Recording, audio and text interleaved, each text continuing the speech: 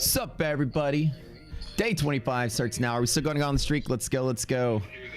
Or maybe not. Rational day, market's looking good. Oh, wait, nope. We have already tapped the bottom band in NASDAQ, so we're in a yellow situation. Cautionary. Interesting. Okay, so not going to be any big trades today. Going to be a trading small day, so we'll just see. It's pivoting. We're nice and rational in the middle of the bands, but we're not necessarily going to see that DD band rule because we've already tapped the lower band. Interesting. I'm on a space right now. Irrational. DD, it's not below the band on an NQ. It's just touched it once. So the rule of touching the band no longer applies. So that rule's off the table once it hits once. We know that. I'll talk about that in a little bit. It's gonna be a straight up. As long as they're rational, it's gonna be just a nice liquidity map play. Try to find equilibrium. You know the drill. Not gonna be any breakouts or breakdowns for sure. But I can detect anything. When does the DD band send a message to Discord? Whenever Matt pushes the button. It's an automatic, not an automatic thing yet. DD bands will come in the platform as soon as we get our futures data turned on. So be patient with us on that one. We're pushing so many things through live so quickly, so we're hearing y'all out.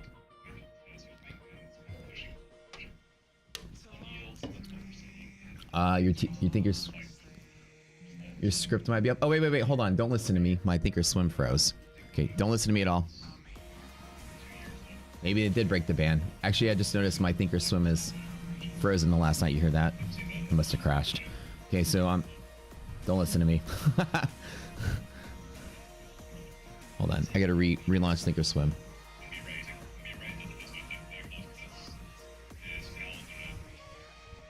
Gosh, no. Y'all are right. I'm wrong. It's stuck on yesterday. Okay, good. Forget everything I said. Let's start over. Give me a second. Yeah, let me start over. Let me reopen Thinkorswim. Hold on. I was like, oh, yeah, I was actually staring at yesterday. It must have froze. It must have froze overnight while I was just sitting here. Which one else hacking my computer? Who should I be mad at? I'm reloading it up. Don't worry, we got 11 minutes till we start. Don't freak out. We'll get it going. Hold on.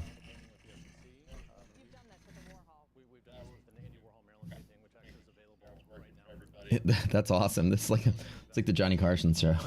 That's an How is a decision made if in fact this were to go up in value as to when to sell it, or can I just simply, and how is a decision made as to market? All right, let's try this again. Okay, yeah, we are irrational. You guys are right. Ooh, yep, NASDAQ irrational. Okay, my bad. All right, there we go. Yeah, so what happened, what I was talking about today, so ignore everything I said. Let's start all over. My Thinkorswim had frozen right there. And now I think about it, I was like, that looks familiar. I did take my short and I did close out there, and I was like, okay. So we froze right there. I'm just not fully awake yet. We are irrational in NASDAQ, so this is a irrational day. I'm only going to trade if we pop back in and trade with caution, right? The DD band rule, the ratio rule doesn't count today. VIX is nice and clean, but we are above triple B. So the market's going to be unusually choppy. You know, pivots are going to overshoot. This is something we know. This is one of our cautionary rules as well, just to say that I know the market's going to be choppy and volatile, which you can trade to your advantage. You know, I do that all the time. I trade volatility all the time. I think my trade yesterday was I shorted, I added, I closed. It's a perfect trade. Textbook, we had great videos on it. And yesterday's resilience video, how'd y'all like that? That was the eye-opener of eye-openers. That's when everything ties together. And I know that, like I told people to trust us and trust the process. Right? As you learn, you might think, okay, wax on, wax off. The guy's gonna be sanding the floor, wax on the deck. Gosh, why is it like such a hurdle? What am I learning? I don't know where I am. And then like by week 2 or week 3, it like snaps in your brain and you're like, holy shit. Yesterday, there were so many mind-blowing moments in that one video. Not because it was that great, but you found out that the resilience tool is used for everything. It's the most versatile thing we have. I use it so many different ways. When the market's rational, it is literally an amazing tool, right? And y'all learned that I use it for, somebody said that their mind was blown 7, 8 times, and that's what everybody was saying. Because it just wrapped everything together. Once you finally made it to this place, everything started making sense, didn't it? Right? You're like, oh my gosh. So then you start to really realize the value of what rational markets are, right? And the value of what non-random markets are and how you can use resilience and DD to tilt a random market one way or the other. So when you start to learn, like when we say, you know, sit out when irrational and when it's random, your day's over. At the start, you commit to learning how to not overtrade. Once you start to get into like weeks 3 and 4, you learn how to be discretionary, like myself.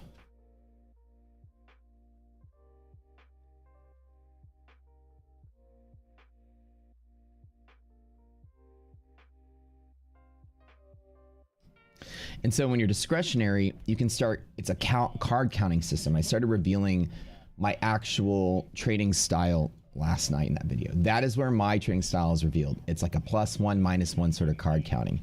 Every indication is like a +1, a -1, like you would count cards in blackjack, right? So once I was demonstrating how everything lined up, it was like -1, -1, -1, -1 yesterday. It was all signs to short. And so it's kind of a mental thing that you're keeping track of. Each indicator is not like what's the probability, but when irrational or random, even if you're trading small or breaking a tie, it's just a +1, -1. It's like tilting the scale. Hold on, I'm on a podcast.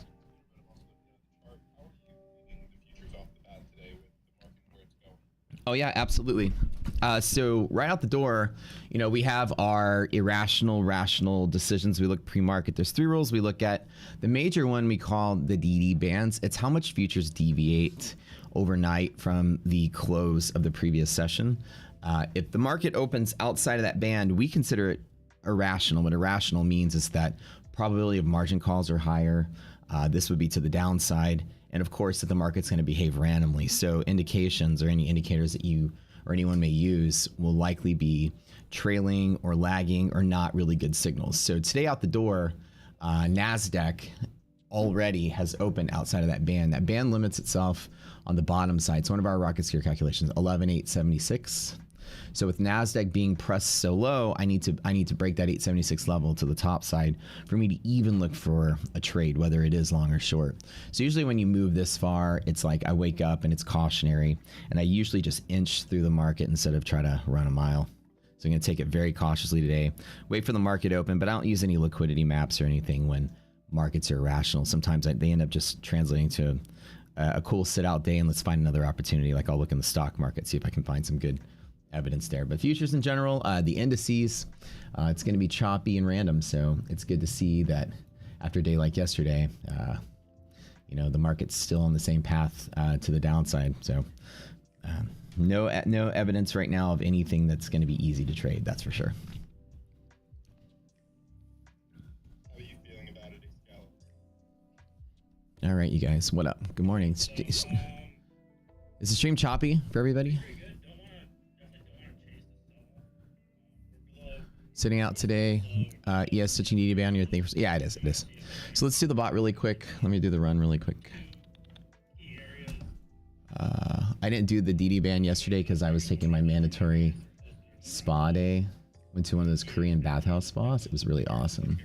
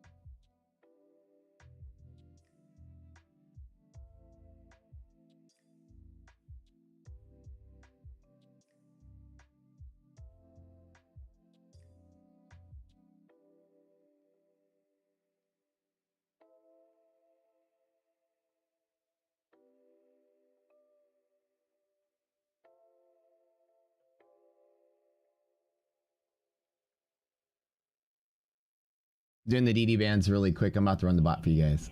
But I was at the spa yesterday for my blood pressure. I started selling such an old man. I know. 11,985.25. What do we got? Day 25.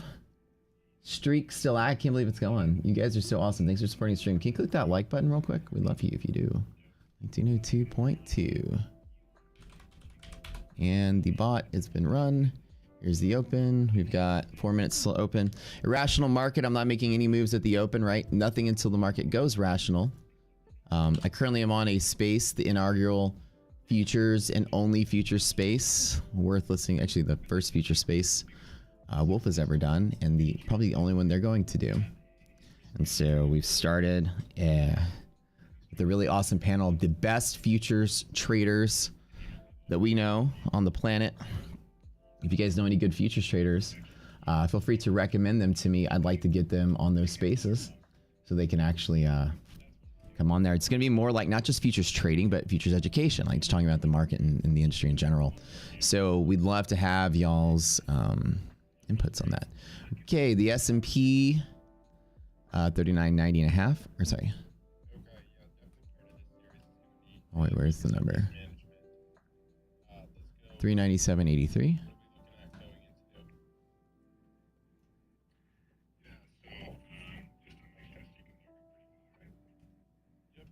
So if y'all have y'all's favorite futures traders, type them up in here. I want to see who y'all like, who y'all endorse.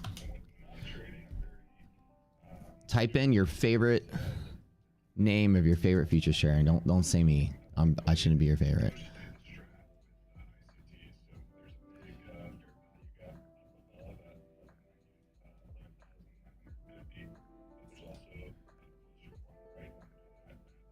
$293.84. Okay.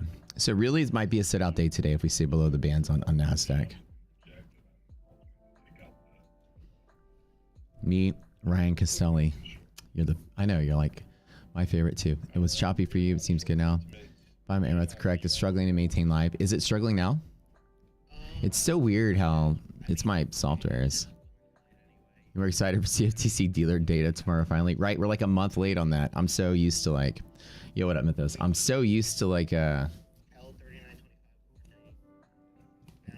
reading that every week and being excited to read that to see what the positional is. So you're talking about the Commitment Traders report. This thing is weeks behind. Maybe it's like almost a month behind now. Had updates since January. So I don't know why, what happened with their system. Are they upgrading their system? I read the first couple press releases, but they didn't really tell me much about like why they were delayed.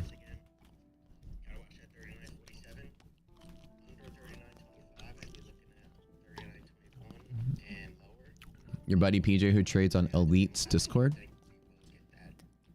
Crushes ES. Elite trader funding. Yeah. Anybody y'all think is like a worthwhile futures person? Not just a trader, but maybe like somebody that even knows about futures. Maybe someone that works for futures industry. Maybe some manages commodity pool. Somebody that works in regulatory, whatever. Like we want to have just a futures theme space. It's like futures education. General education, futures trading, a little bit of everything, talking about the commodities markets, what's going on in oil and gold and natural gas and all the good stuff. So you're irrational NASDAQ right out the door. I'm in no hurry to do anything. Kevin's good. Oh, I love Fatty. Fatty trades. Kevin's my boy. He's a cool cat. I dig him a lot. I'm a big fan of his channel, believe it or not. One of the few people I do watch. Team Bull are doing a lot of futures trading. Team Bull. Yeah, if you guys have anybody y'all like, send me some information. I'll go check them out. Okay, so we're out the door. Irrational NASDAQ. You can see that right on the lines. I'm not doing anything. It's kind of like a sit-out day right now. Right here. Until we get above here, I'm not going to do much. Some of these lines. Okay, let's get front and center. So irrational and DD break on NASDAQ. We're going to have the alerts. I just put in the oops. I just put in the ticket for them to make that.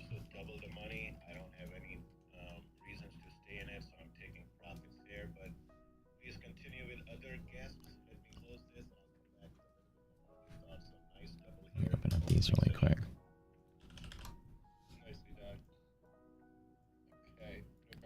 Oh, let me turn these on. I was like, where's my walls? I turned them off yesterday for the video. Okay. So remember, liquidity maps with a grain of salt. You're actually irrational. Looks like it's going to be about right there. So we are moving around. So we're still irrational. I will take a 289 to 290 long, but that's it on QQQ. That looks good. I'm gonna use resilience to kind of see which one looks worse. Nasdaq looks like it is the worst. SPY is inside the band. It is a BRSD. So BRSD is of the liquidity maps. It's the one that has the most downside.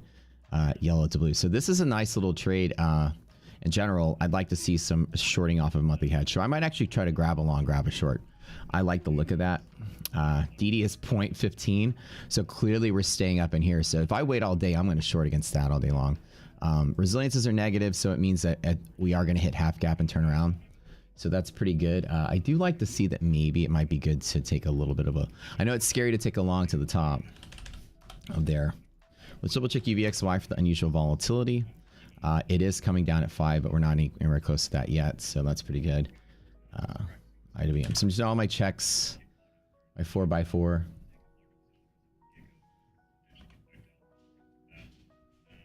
Just to see if there's anything crazy. Russell's doing what I expected to do. Okay.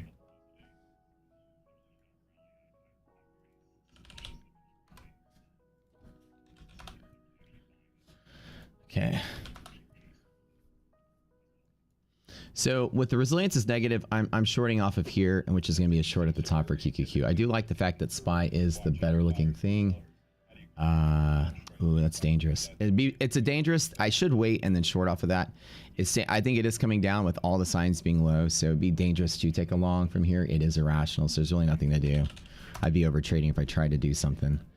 Being at the bottom of the redistribution zone, that is the target from here to here. So a hedge break on SPY, that is something I might like to chase long, but just barely little to the top. So let's put like something on the table. The first batch of red candles I'm going to get, I'm just going to take a tiny little long, just small. They're all BRSD, so let's take a look. Remember, irrational now, so this is like irrational trading. BRSD is a rejection against hedge pressure. I'm looking for that right now, which is what you're seeing back to open. Open, hedge pressure, open, right? Open, hedge pressure, open. Losing the open, it's going to be more downside. The market is coming down today. DD is getting better, but it's still negative, right? Yeah. So DD is just bearish. We're definitely in a bear market. We're bear structure, opening below MHP. So that is the spot to be. If I start losing this, it's going to go down further.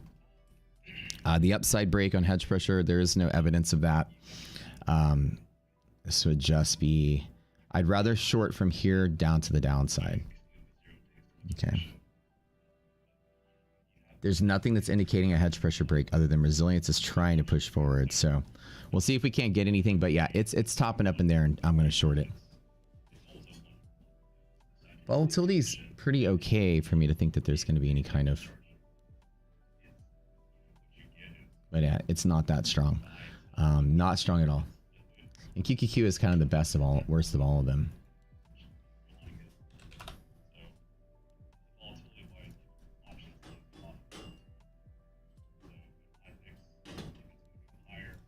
I'm not going to chase a green candle. I think I'm just going to wait for the trade I want.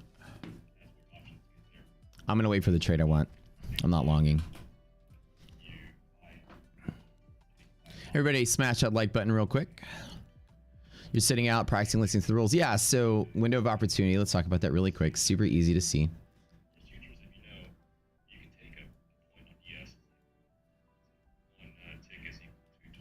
Hedge pressure break is irrational.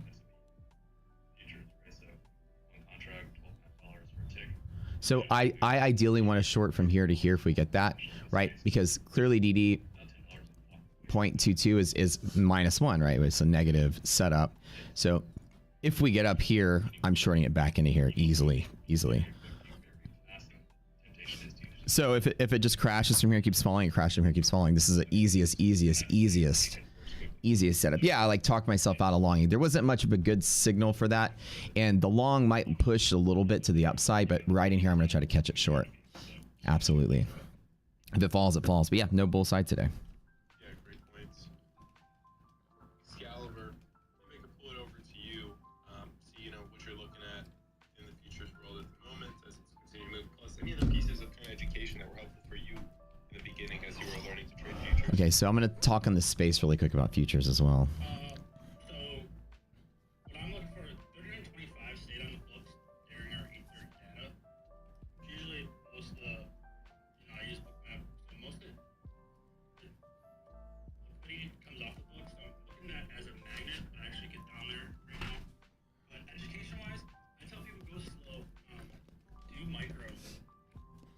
So my trade is I'm going to short at monthly hedge if we get it. That's it. Other than that, I'm going to let it fall. Average into play, Pretty simple. on the way up. I feel like a lot of people Yeah, Travis, right? 0.2 is super low. are either courts and So clearly 0.2, it's going to be predisposition to stand the bears out. and they're looking for that quick buck. And I think if you want long-term futures, you go micro. I think we have an active event in SPY still too, right? Most of your time is gonna be Let me pull on futures real quick. it's the hardest part. The hardest part of trading is just sitting back waiting. There, right there. That's something you have to have trading futures. Yeah, I think that's a good point. So, kind of pushing people towards those minis, I think is a good point too. Matt, you wanna hop in here? Oh yeah, I was going to.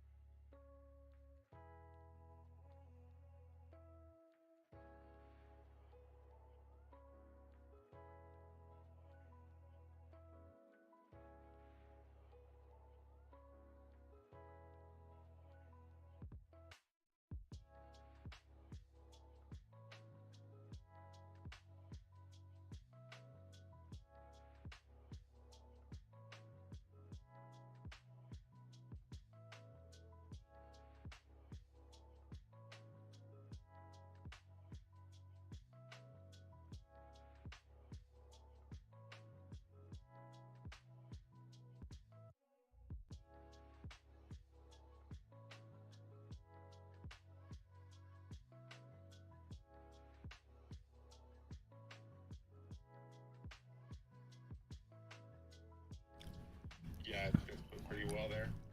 So yeah, I'm definitely here learning along. I'm at a space. Sorry about that. My goal is to make these a regular space on Thursday mornings, just talking about different ways Oh, more about my bad. futures education. Yeah, I was talking on a space. Sorry. Oh, Shaw.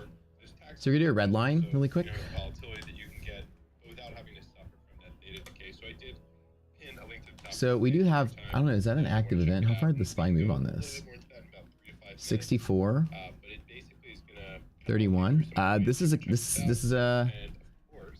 a catalyst type event, you guys. I didn't realize this. So you can check that out, and if you want to play around, I didn't realize that we. I wonder what happened. What time was this? 1836 my time. 6:30. Was there an event or something in the news yesterday? Because this is almost an active catalyst as well. Almost. I didn't even see this. Right. You have an anchor point. Maybe there wasn't a news event, but there was abnormal and unusual selling here. So we're gonna mark this. Amaranth. This is what I was showing you yesterday. Remember? An active catalyst line here. So we are in an event. It's possibly a catalyst. So where are you kind of looking at your charts on? I mean, right now I'm looking at the market profile. I don't know what caused that, so I'm gonna go back and see if there's anything that happened in the news. That's before, it's even for Japanese markets opened. So that's before Asia opened. So not really sure what happened there.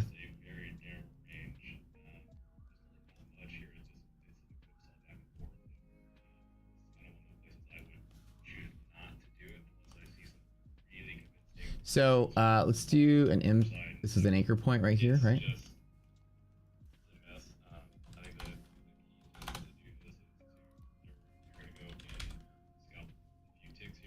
So keep an eye out, and I'm gonna go ahead and just draw like on my rocket scooter an arbitrary level. Gets really close to this catalyst line. Just then keep an eyeball on it. It's pretty much at the open of the day. This is where a catalyst line is, but slightly below. Let's make the sky like big and red. Yeah, good morning, everybody. So it was a very nice start of the day because I was holding these put options. Tesla had a sell-off. Oh, Tesla. Okay, that would explain why the Nasdaq is so tilted to the downside. Yesterday, so they were up 100%. Right. Wait, resiliences are positive. That's interesting to see. Clients have started to immediately take profits, but now I'm feeling that I'm going to regret this, taking profits too early. But these are weak. I think that we do trickle up here. It's likely to be volatile, but I don't know. Maybe I do want to take this. I just feel like a small position. Irrational, positive resilience. Catalyst is saved. There really is no upside. God, I know I'm over trading if I touch it. Don't touch it, Matt. Don't touch it. Don't touch it. Let's look at Tesla really quick. Yeah. Don't touch it. Karan is killing it out there. Mr. Samosa on his 23 day streak as well. He's on a streak as well. Trading. Tesla hitting that MHP right now. Yeah, so essentially I'm waiting for the market to hit a nice little spot I'm going to short off. I'm going to let it trickle up today. I'm not going to do anything too abnormally crazy. It looks like of the first set of things that we have, I think that I'm seeing Nasdaq's going to probably hit MHP first. So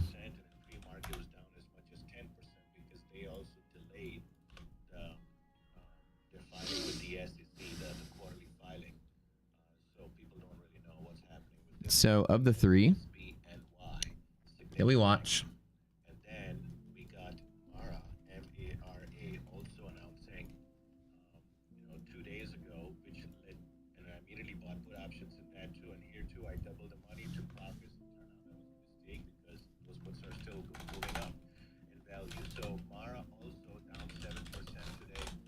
They too delayed their filing with the SEC. Earnings was supposed to come out 2 days ago, but the SEC started an investigation into accounting practices with nothing else of that yet. We don't know exactly.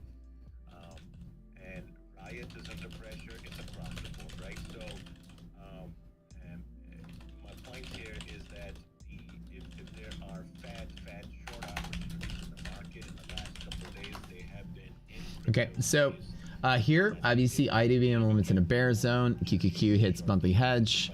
SPY probably hits half gap, and all of those together are going to be the resistance I'm going to take a short from, and I'm going to take a pretty decently like small short because we're, you know, irrational caution, right? We tucked out, tucked back in.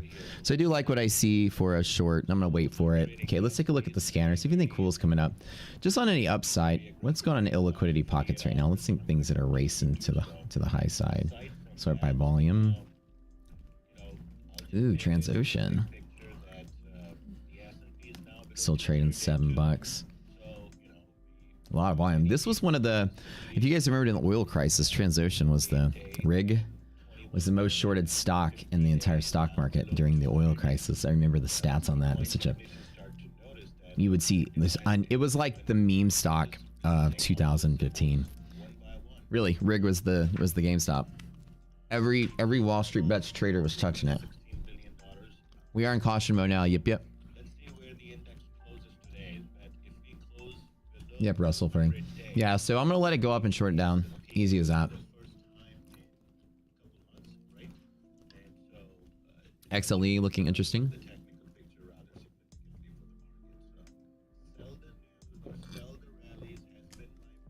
Futures Trader 71 on YouTube is big. I'm reading what you guys are saying. Somebody said the only losing trade you've had since joining Rocket Screw has been a trade you didn't follow any of the rules. Yeah, those are the losing trades I have, right? Fuck around. Forget my own rules.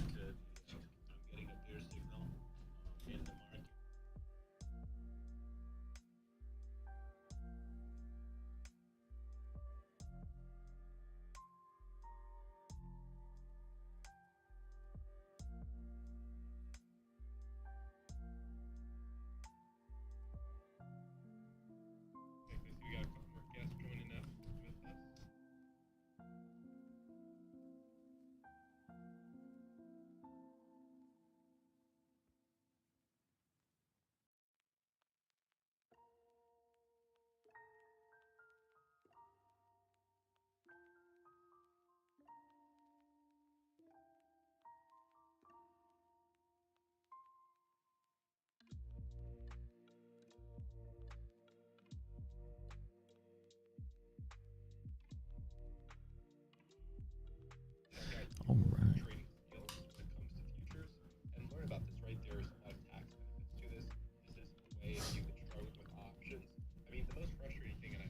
I want to see what some of the other indices are doing. XLF just crashing out the monthly hedge. Interesting bear short up. So you might get a little push in general. Resiliences are kind of saving themselves, so it's nice to see the market trade a little higher today. Again, double checking UVXY. There really is, I don't see any kind of cautions yet. Now you remember, like, as we talked about the irrationality rules and as they play out, we learned yesterday that UVXY is not necessarily a sit-out irrational rule. While the market is random, irrational volatility is different than irrational market. Irrational markets tend to move in a random way. Irrational volatility tends to expand the volatility in a random way. Markets not necessarily go anywhere when they're volatile. Yesterday was a great example of that. So the irrational UVXY rule we learned yesterday is very discretionary. I use it to my advantage. And one of the cool things about yesterday's trade was I talked about that. And as we learn, as you get better and better and more confident, don't you see why the initial start of the education is like, when we hear the word irrational, get used to sitting out and being comfortable sitting out. Don't overtrade these and this and that. And that is kind of the idea. Irrational UVXY, you may not understand that. Like, this is what happened. It went irrational UVXY, and volatility market went nowhere all day. It just got really volatile really quick and then went back to going nowhere. So if you were to erase the volatility, it just went straight across and then down. That's how the stock market works. And what volatility is, that sudden expansion of the range. If I know that's happening, the market, I traded a little bit, it fell, I still held, it got here, I doubled down and closed out. That's the biggest trading day I had of the challenge, right? And so I know UVXY sudden onset volatility allowed me to not be scared of this. I just said, oh, that's the UVXY. That's just the volatility we're getting from VIX. Here we go. We're getting that QQQ run up to monthly hedge really quick. Let's take a look. I do like this. Let's go ahead and put QQQ on the board. Getting close. Getting close.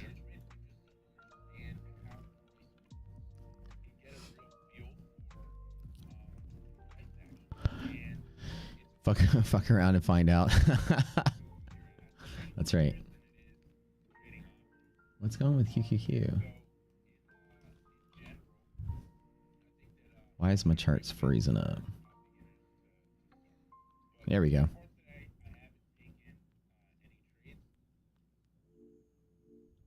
Where's my resilience?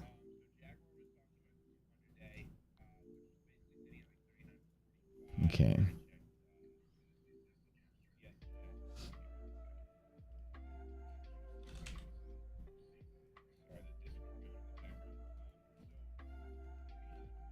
Remember, irrational, so I'm taking resilience with a grain of salt. Taking the BRLD. This is a hedge break, so it's irrational to the upside. Remember, small positions, irrational.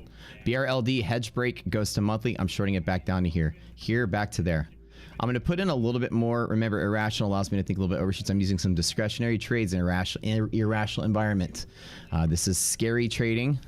This is pros only trading, small position. This is a third of my size, about 18 or give or take should be my size. Breaking through monthly hedge pressure, pat to a liquidity pocket. I'll get squeezed if that happens. I got in just a little early on this. QQQ is the only place that's hitting its resistance. While my charts over here look like they're frozen up here on the side.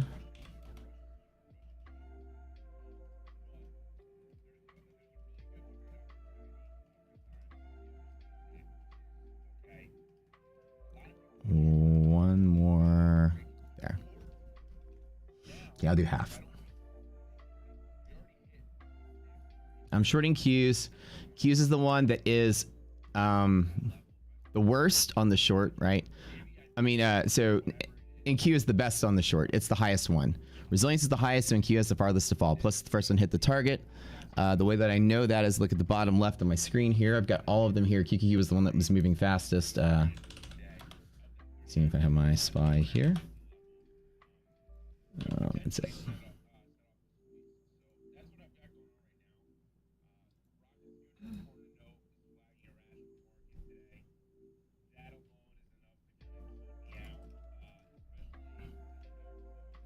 So remember, these are all signs that it could break and keep going. So I'm not necessarily excited about this, but I do like to short against monthly hedge all the time.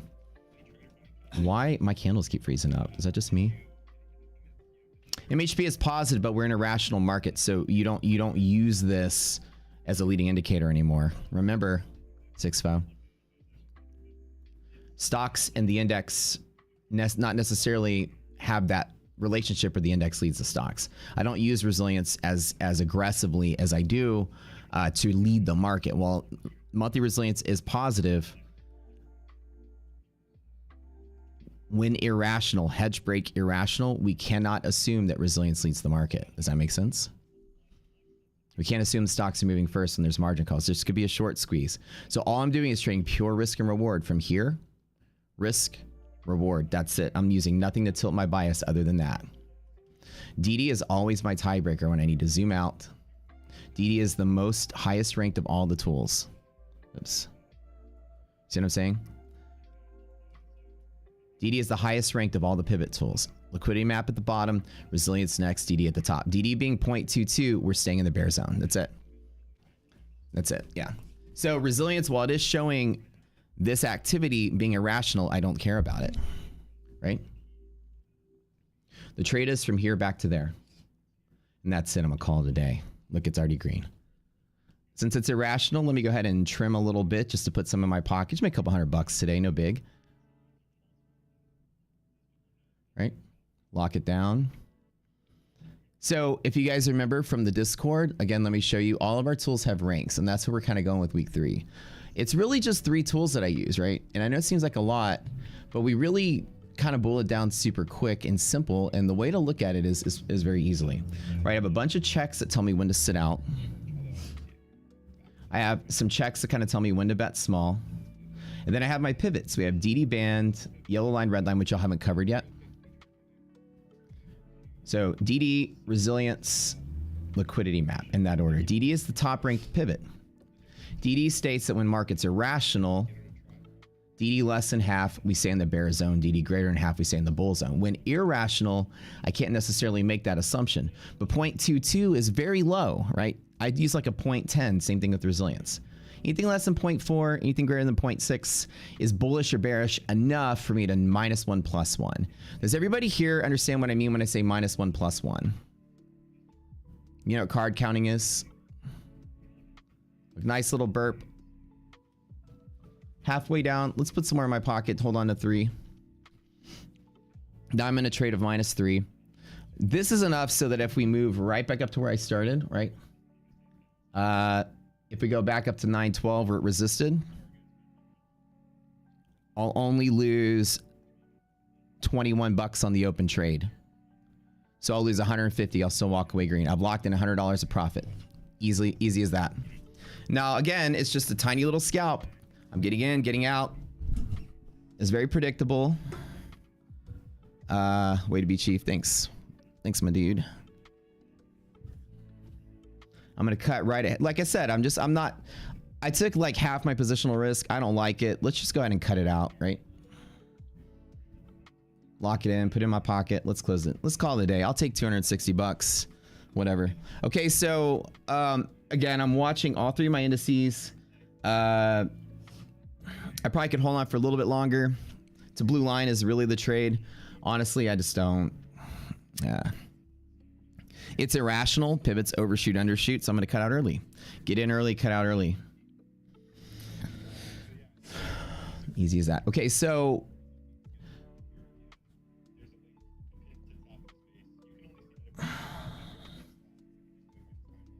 does everybody understand when I say the 3 different ones? The first thing I do is I open my liquidity map after I determine if market's rational or irrational. So let's just do that really quick. We know that we are kind of stuck in a nice little window where there's not much to look at, right? Anything above here?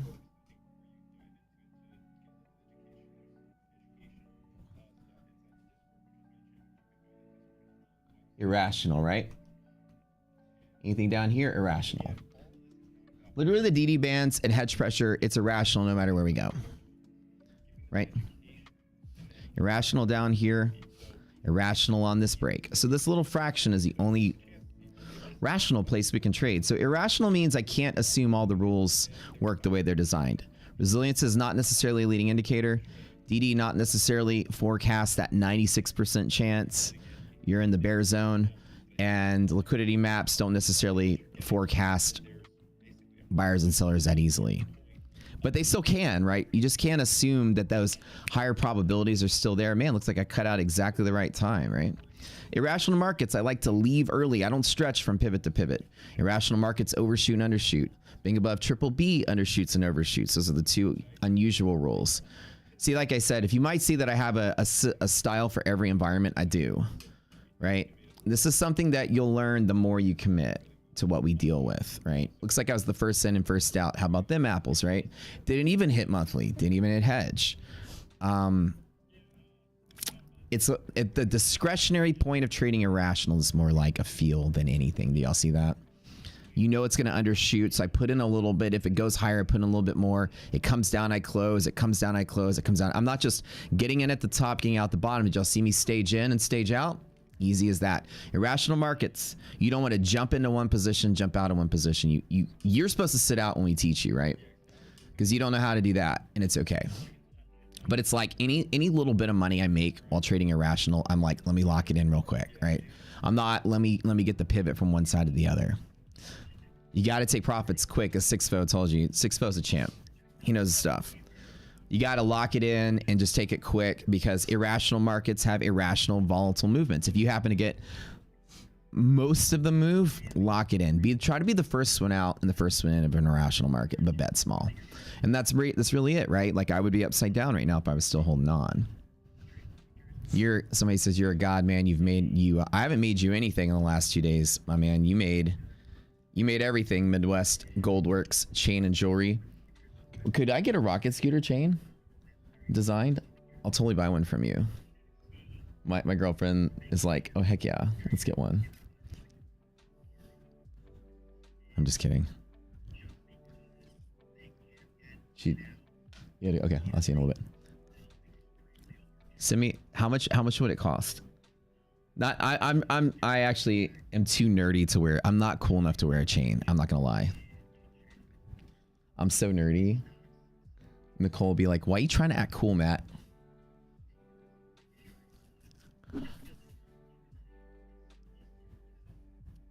Maybe one day I'll be cool enough to wear jewelry. What do you think? She's like, no way. All good, my guy. All just depends on the weight and the carat. I know, right? That's awesome, man. That's a really cool business. I bet you're having fun. How's gold doing right now, by the way? Did you get interested in trading and trading futures because of gold? That's a lot of, I know some jewelers, some friends of mine out there who definitely watch the commodities markets.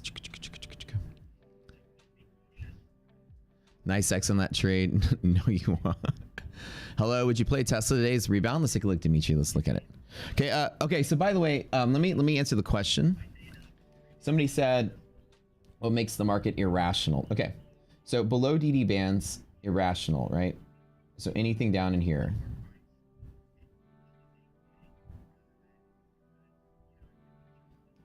Hedge pressure break, irrational.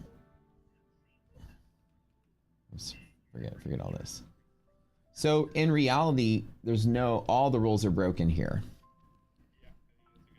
At all places. This is one of those days where the market's never rational. One second.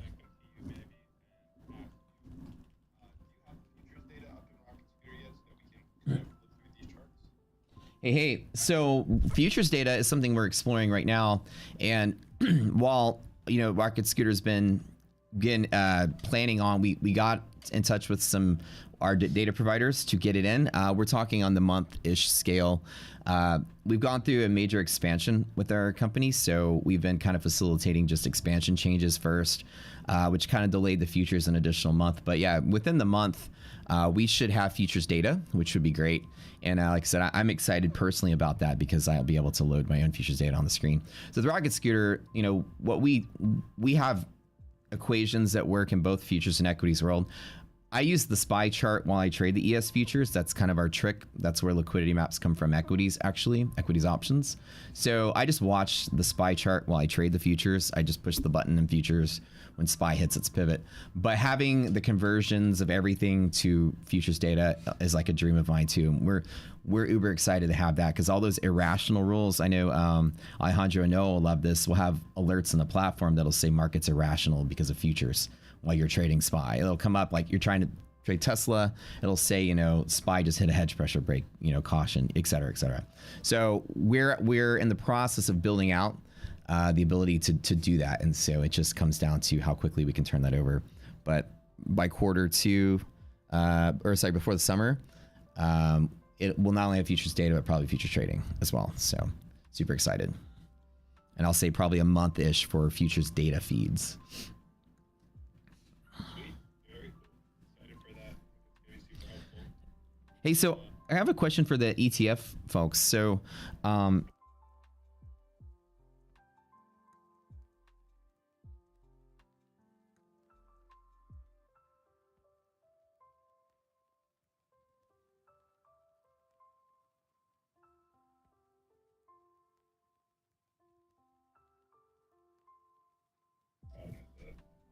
bad, I was in a space. Brogan, Doomsday.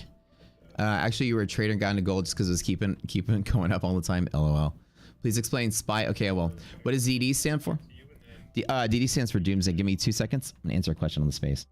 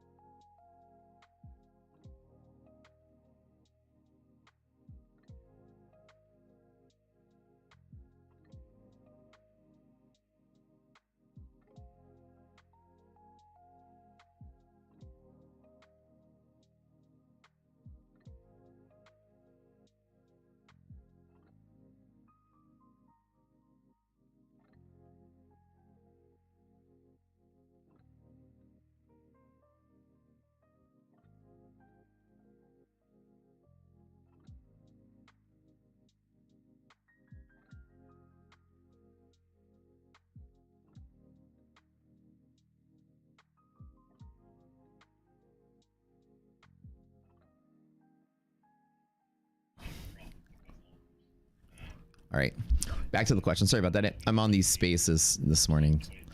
So DD was just a funny name that our crew gave it because the real name for this is the bull bear bias meter, and it just sounds like a mouthful. So somebody said, you know, when the market was consolidating, once this tilts bearish or bullish, it's like a doomsday clock. So we noticed that there was a time back, actually on the daily chart. It was actually, I believe, actually, let's get spy. I'll tell you where the name came from. Somebody called it the doomsday clock. And I know we're big Futurama fans here, if y'all remember. Farm made a doomsday clock. Like he would reinvent it every year. It was, I think it was here or here, one of these 2 weeks. Or maybe it was this one. It was somewhere back in here. And somebody says, oh yeah, when the market's consolidating, once that number tilts less than half, it breaks the bull pennant or bull flag or whatever. It predicts the downside. Like if you wake up, you know, the market is trading on, and we cover that in the courses actually. So if you have like trend lines or consolidation periods and the positional data shifts bearish, DD's the top ranking pivot, right? So it was like a doomsday clock. It was like, okay, well, it's negative, but the market's not falling yet. It was like, okay, it's a leading indicator over a couple of days to tell you the bias is shifting bearish. So it's like a doomsday meter, and that was the joke, and we called it Project Doomsday, right? So we have our secret projects that we have in Rocket Scooter. So we'll have a team of people.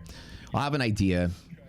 I'll say, hey guys, we're making an indicator to exploit the contango effects in VIX, right? Y'all remember we do triple B.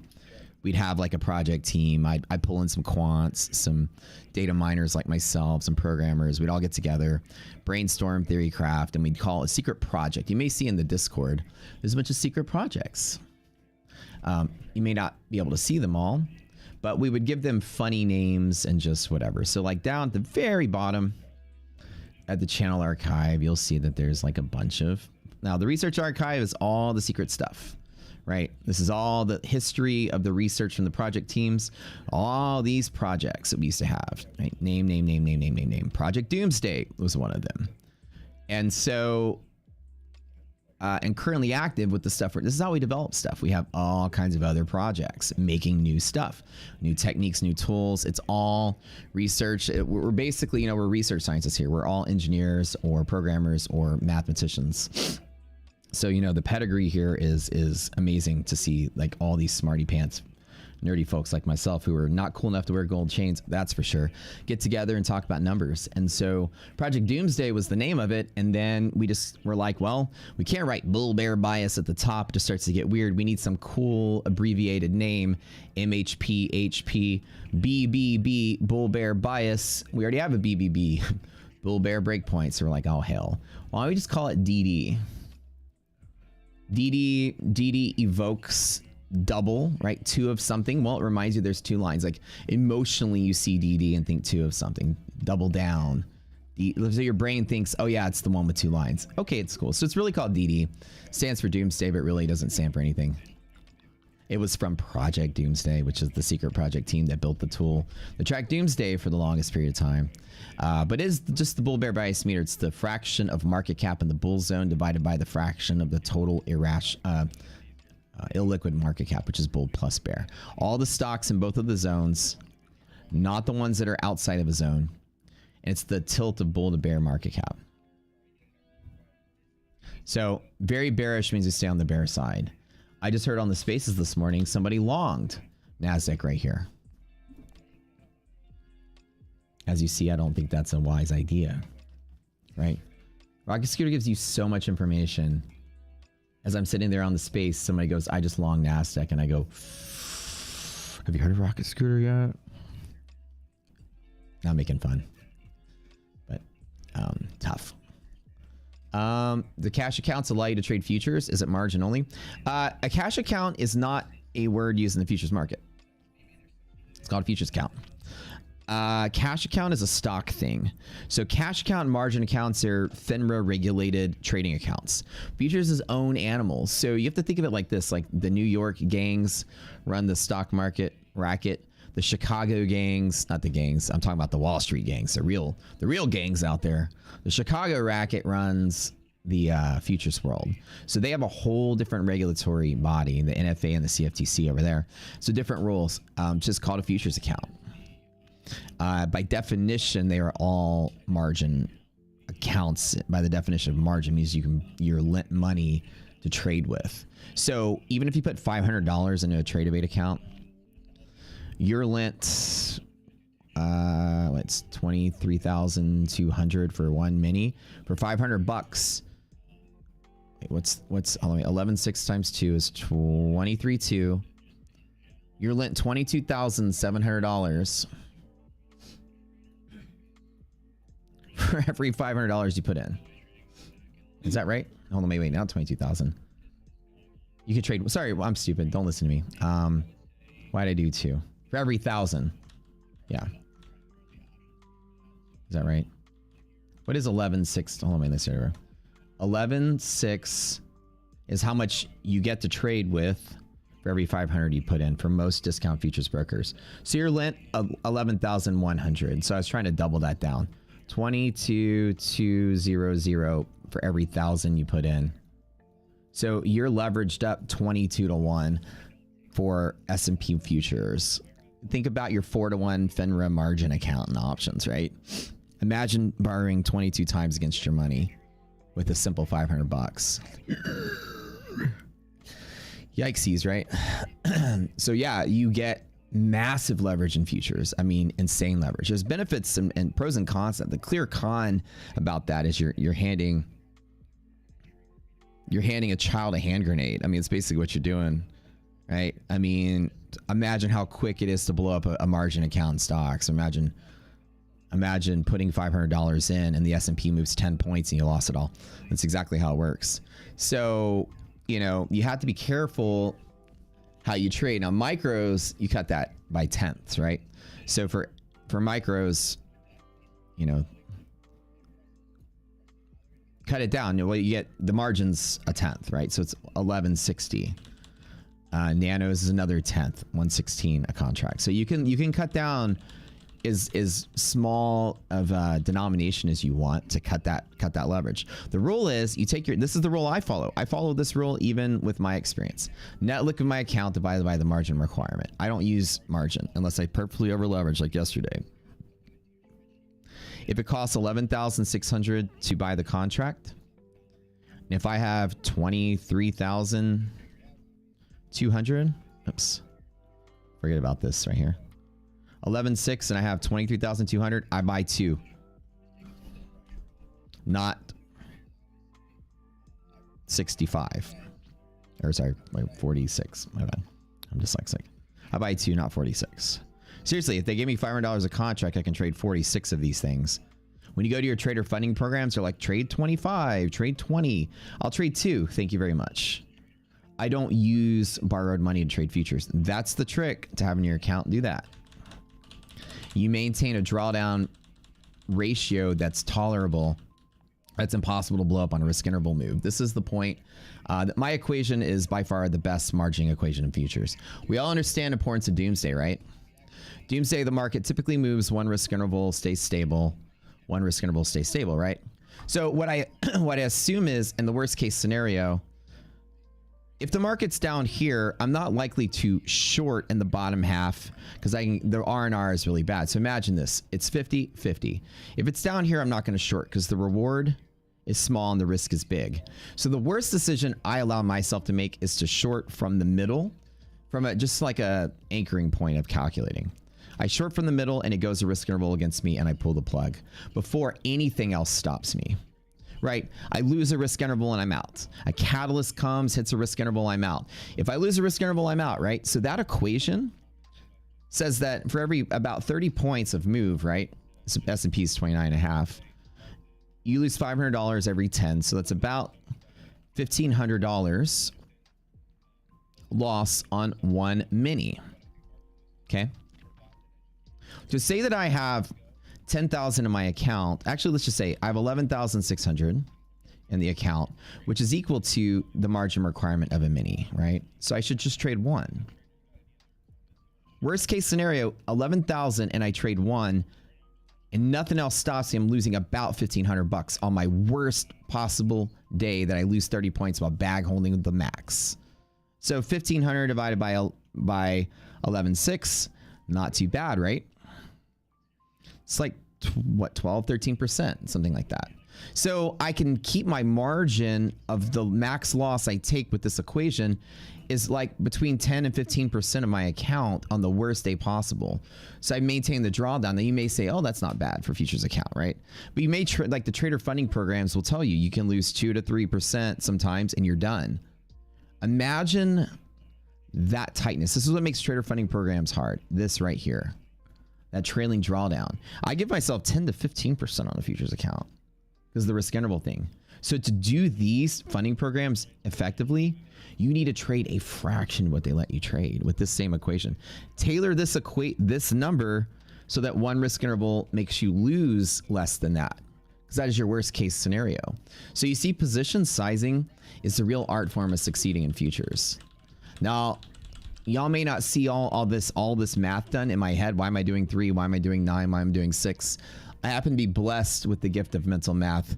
It may be a curse actually, as I talk too fucking much. But the idea is that I'm doing math in my head all day long. If you need to like calculate stuff really quick, build yourself a little spreadsheet that you keep on another monitor. Calculate maximum risk to reward. You know, $500 for every 10 on SPY makes it easy to calculate losses because it's multiples of 5s and 10s. Nasdaq's a little different, right? A little bit. Sorry, converting SPY in my head.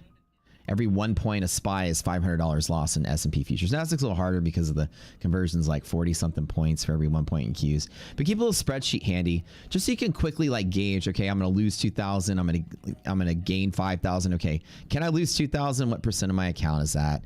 And just always knowing how much you're going to lose on your max case scenario if a risk interval moves against you from the middle of where you bought it from. That's the trick to maintaining drawdowns in futures. Some of your questions, you may have some today. Yes, futures data will be converting from SPY to its own. Yeah, so you'll be able to convert SPY to futures. However, please note, anchored things and equities converted to futures, they will dance around on a futures chart. Just like DD bands that are anchored on futures, when converted to SPY, will also dance around. So we're coming up with a solution to make it to where your charts aren't just flickering all day long. Like they only move when you're close to them so that you can see what they really are, so that you're not staring at moving lines all day long. How do they determine high and low of previous day? Profit sub. Okay.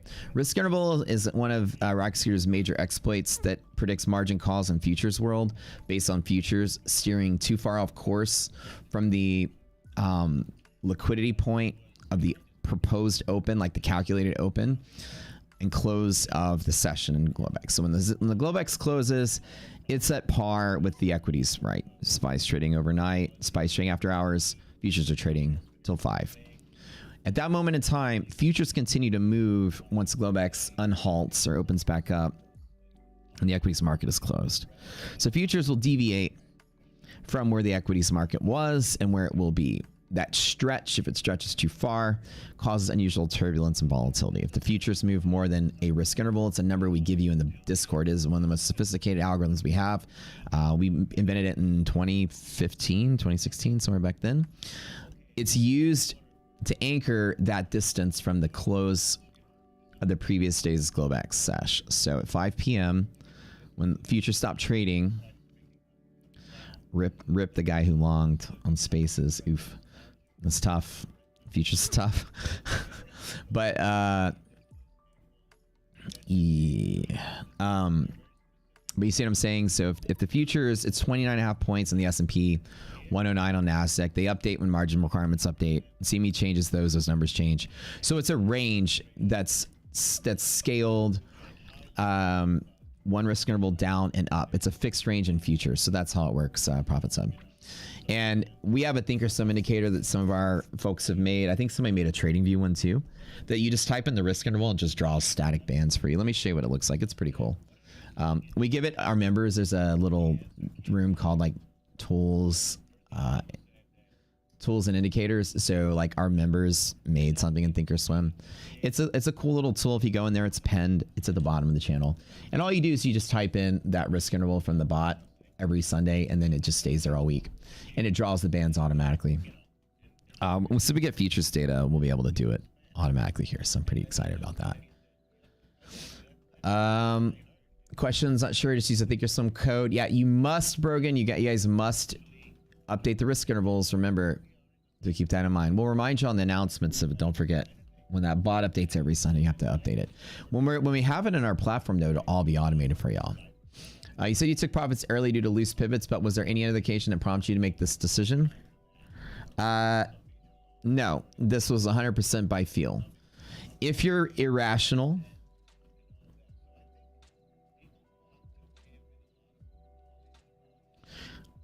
right? If you're irrational, I short against half. I was just building a short right here. Nice green candle. It's pushing.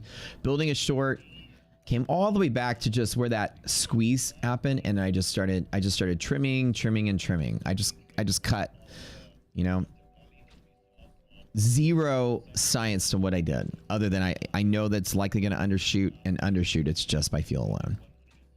So if I were to hold all the way to the bottom, the trade would have worked out about here. I would just had more, you know, torturous behavior to trade with. We've also initiated UVXY irrational rule as well, right? The bomb is lit. So we are irrational volatility. And again, you see irrational volatility, right? So as this went to here, UVXY went irrational, and I knew the market was going to be irrational volatility. Just like yesterday, it's the same exact thing.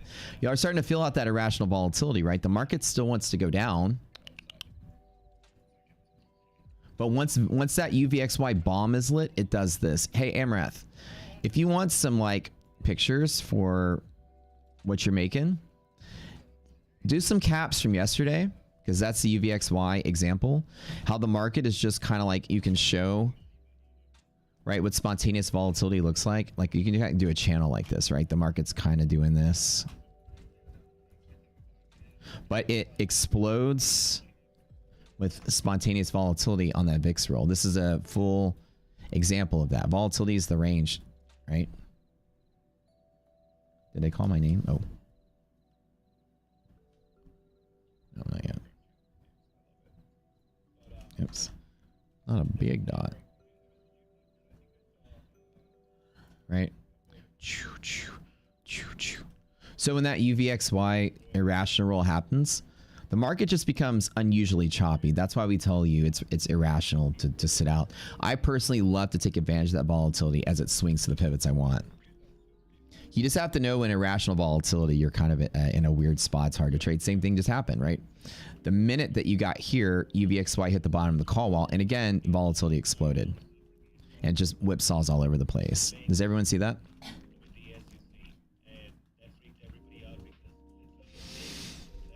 Cool deal.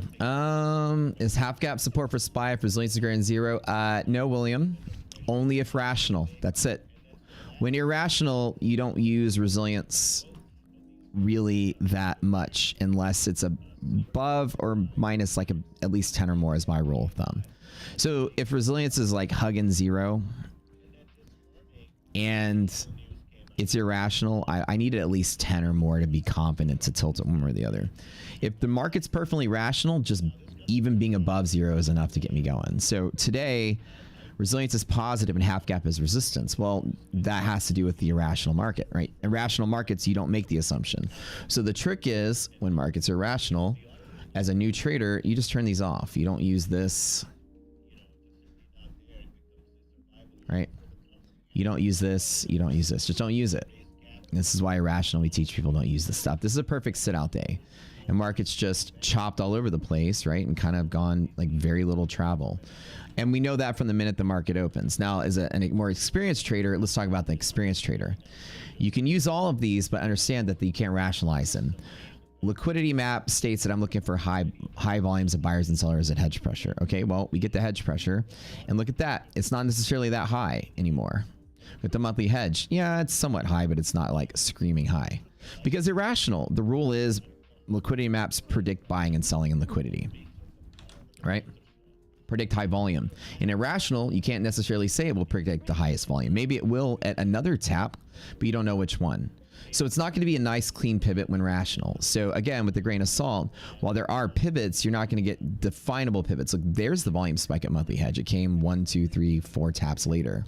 So that's kind of what irrational markets mean. Normally in a rational market, you'll hit it, that volume comes up, and then you reverse it, and then market goes. It's so easy and clean. Irrational market, here's an example. It took a couple bounces to really see that big volume spike there, right? Do y'all get it? So you have to take it with a grain of salt. You know the pivot's there, but you know you're going to have overshoots for that same trade. So the trade is yellow to blue. That was the scalp on a BRSD. But it took a while for it to play out because it's unusual volatility, right? Because of the irrational market. So the pivots are there. You just have to understand that I just took a scalp, got out. I could have scalped again and got out as well. But that's what irrational markets do. You have to take it with a grain of salt. The pivots are there. They're not as strong. DD, my rule is anything less than 40 or greater than 60 in irrational markets, I'll break a tie. Since it's way less than 40, I'm going to bet that we stay in the bear zone. But again, in a rational market, 96% of the time I expect it to stay in the bear zone. Irrational, it's 50-50. So I need this to be much, much, much less than 50. So I do 40 or less to bet that we are bearish. Okay, so how am I going to do this, right? I'm still in that bear mode that says we open there, we should close there. So maybe if it goes to the bull zone and that's still 20, I'm more willing to short back to there with a nice, again, R&R. Anytime I short or long irrational, it's just R&R. If we hit the bull zone, 91 to 90, it's 10 points. I'll do it with a 5-point stop. Right when we pass through 290.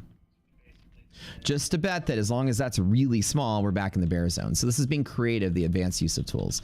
Now resilience, on the other hand, is such a versatile tool. You have to be careful when you use it, when you don't use it. One of the easiest things to do when irrational is to turn resilience off. This is the most pro thing we have because you can use it so many different ways. This is our Swiss Army knife. Resilience also give myself a 10 buffer. Anything greater or less than 10 is a strong signal. So in the counting cards, we're bearish on DD. And the counting cards, we're bullish on res. It's greater than 10. And the counting cards, Nasdaq's leading the S&P as well. So they're all really strong today. In the counting cards, we are random on liquidity map. We already hit the middle. So I'm like torn on the fence in my counting cards. I really can't tilt this market bullish or bearish. Do y'all see how that works? I could say that if I were to rank them, if I were to finally take, while the net sum of my counting cards is 0, okay, now I'm going to rank them. DD is the highest priority over resilience over liquidity map, and DD is bearish. Okay, so in general, if I had you put a gun in my head and said pick, I'm going to say, well, we close here or lower by the end of the day. Okay, so I want to short that we're down here, but not at that closing spot. I want to stretch far enough above there such that I can trade back to there. But guess what? I have to break hedge pressure and monthly hedge pressure for that trade to work. Bullish, bullish. One bearish. Okay, that's not going to work. So I'm not going to make the trade. You get it?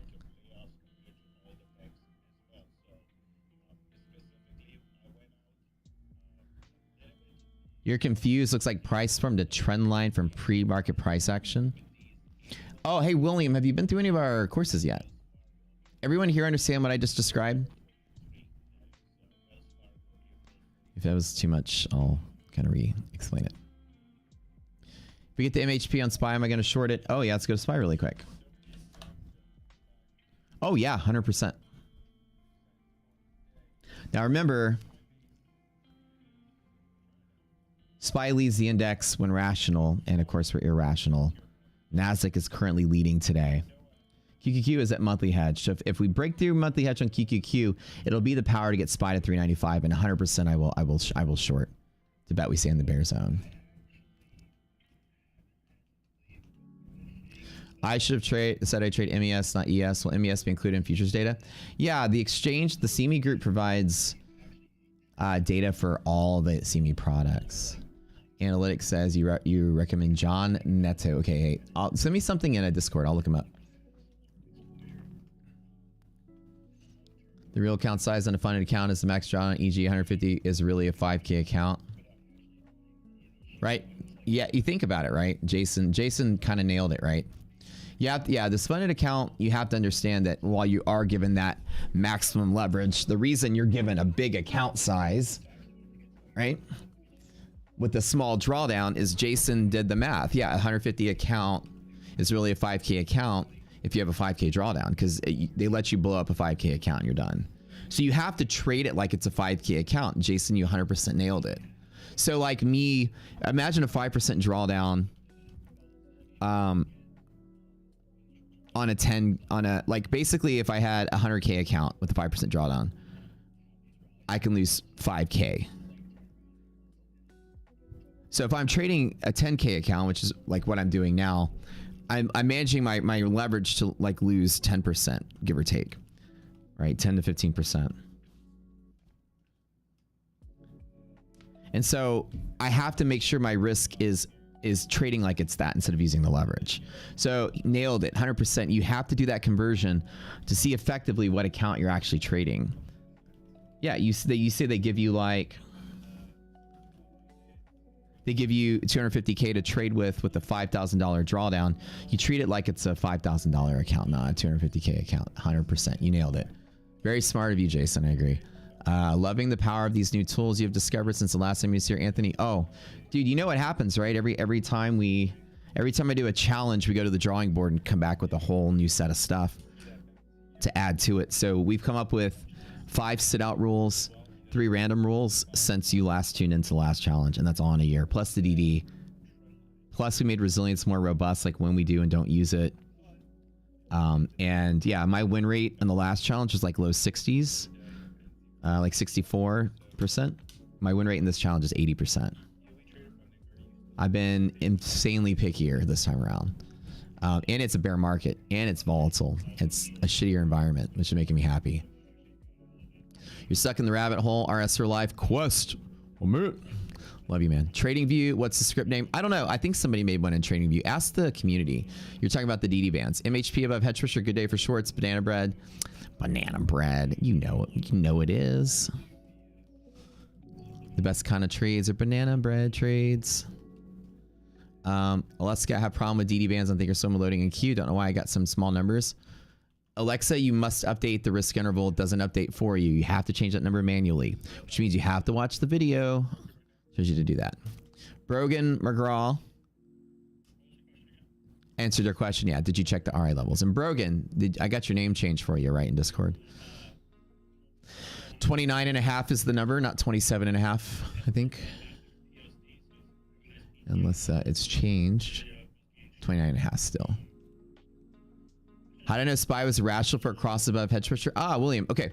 So William, I love it. You're drinking from a fire hose because you're jumping into 3 weeks of the training course all in one day. Okay, so we have 5 irrational rules. You want to go through them really quick? 3 of them are in futures. 2 of them are in equities. So what we do is we make, and again, if you go through our training program, the extended trial, everybody should check it out. We almost have, by today, maybe tomorrow at the latest, we'll have 1,000 new signups for Rocket Scooter in the last 3 weeks. Okay. Whether it was the free trial, the extended trial, tried it for a couple weeks and quit, whatever. We had almost 1,000 people come through the doors to try out the new program.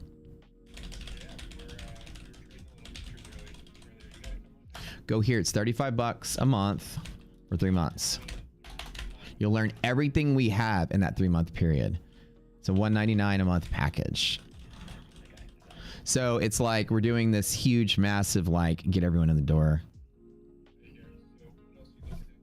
sale because we want people to try out the new program, give us feedback.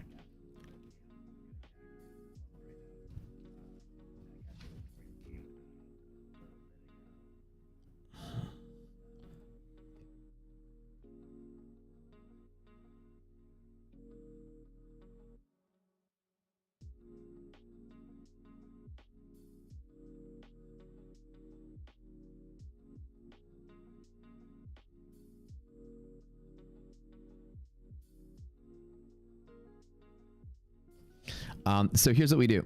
In the videos, I'm just going to detail really quick. We have 4 things we look at for futures. It's the Russell, NASDAQ, and S&P. And we have something for the VIX. There's 3 rules I can get out of that to tell me that markets are rational. And then down here in equities, I have the same grid just with equivalent equities products. Russell, NASDAQ, S&P. Oops, why did that turn? And VIX. I have a VIX equities product. SPY, QQQ, and IWM. So far, so good. So I watch all 3 of them at once, and pretty soon Rocket Scooter is just going to have little light bulbs like by this weekend.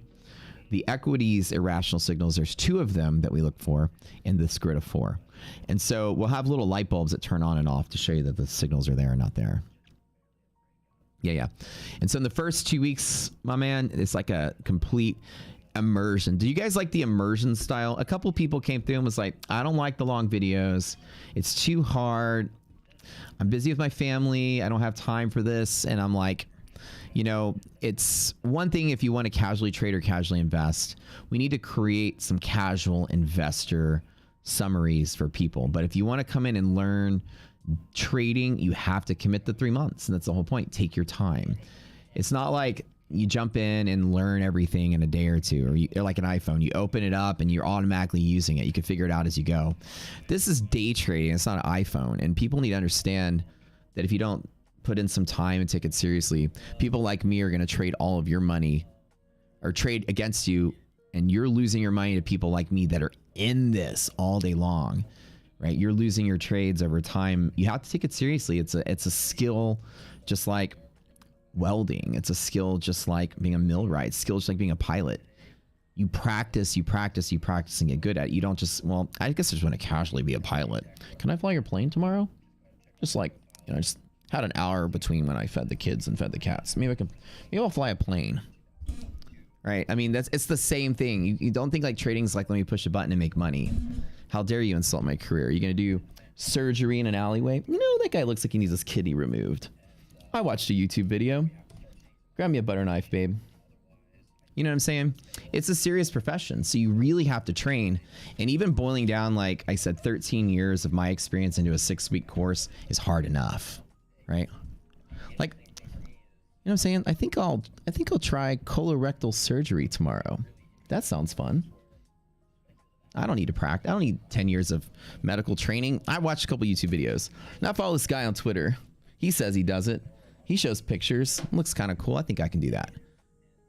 The jokes aside, it is serious because it's day trading, and the risk of loss is that you lose everything you have, right? Including your life savings. Then your family leaves you, takes the kids with them. You know, you don't have a house anymore. And it's devastating if you don't take trading seriously.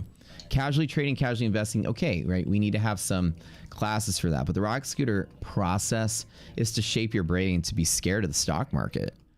The fear that's not ingrained in you when you watch your YOLO YouTubers, you know, rent a Lambo and buy a fake Rolex and take a picture of it so you can give them your $30 a month to learn how to trade. You got to be careful. This is a shark eat you kind of world. And hopefully, like with our training, we give everybody like, you got to dive in, right?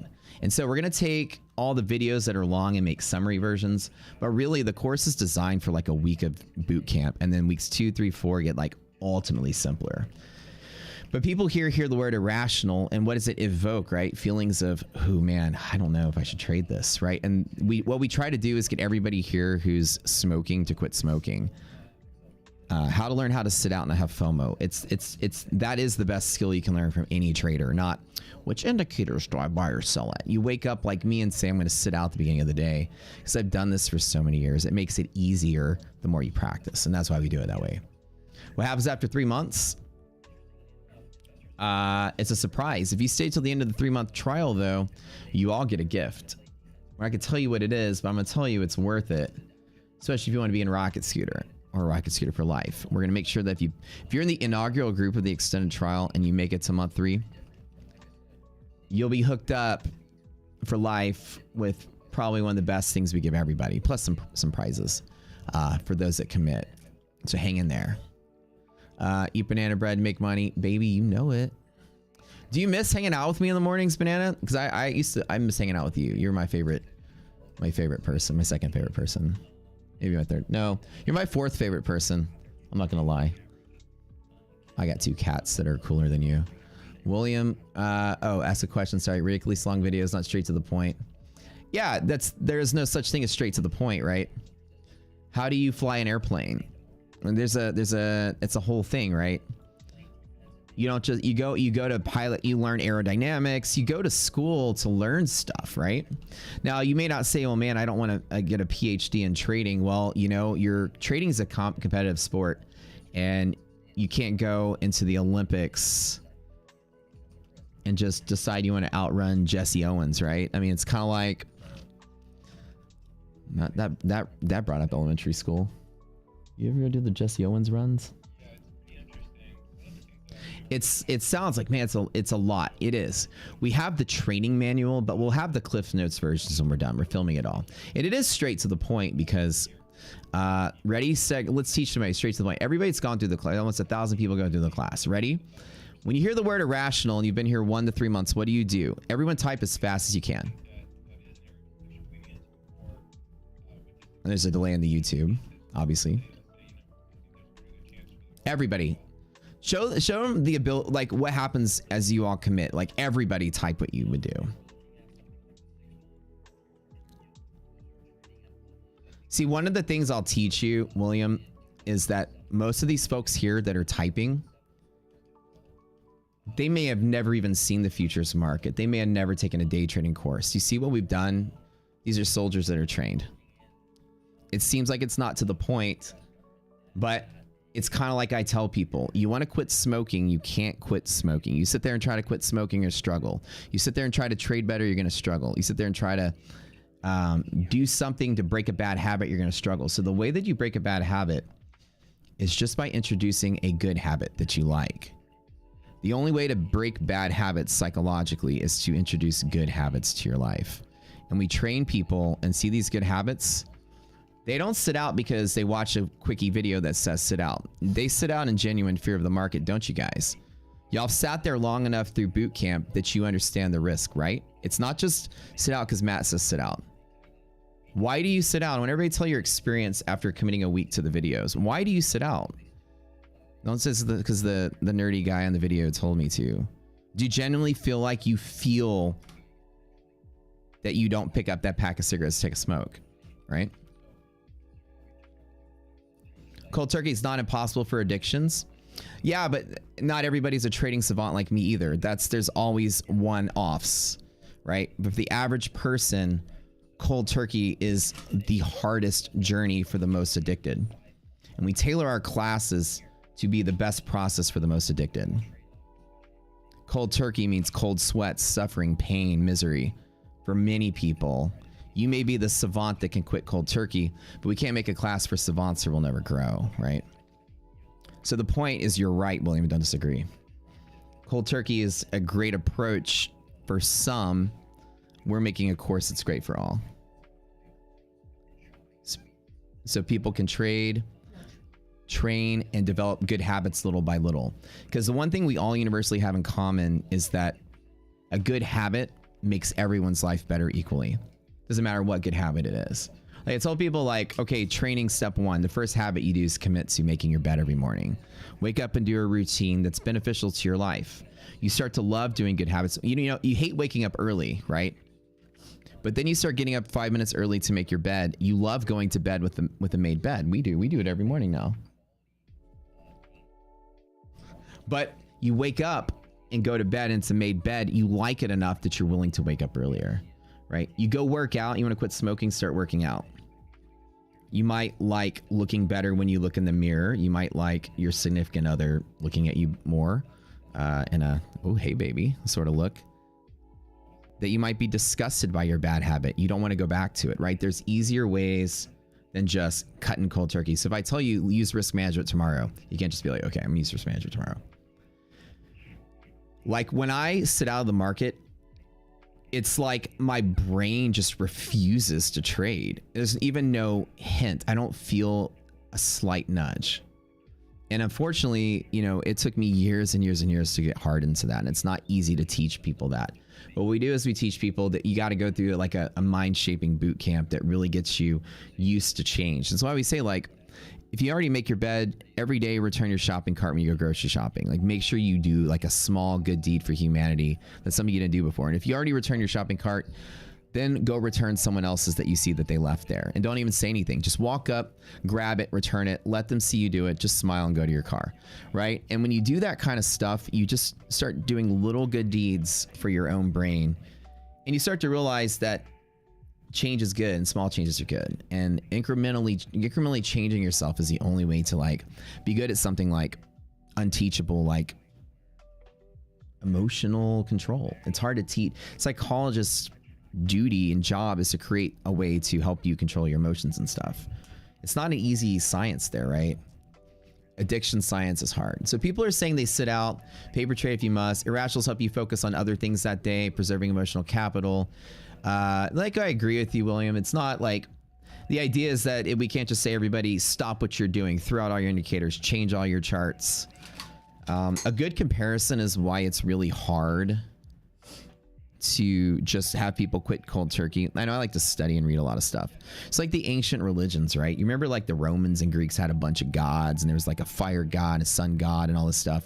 And then, like, it's not a religious debate, but in earlier monotheistic religions, they couldn't just say, throw out all your gods, there's just one. People don't want that abrupt change. They actually said, well, there's one God, but there's like a bunch of angels. There's a fire angel and an angel that guards heaven, an angel that speaks for God, angel this, angel that. So it's like, it's a blend of the previous with the introduction of the new that makes it easier for people to buy into a new concept, right? So it's a hard sell just to abruptly change even a mental, and I would say an addiction, but like even a faith-based thing, like you're emotionally tied to something.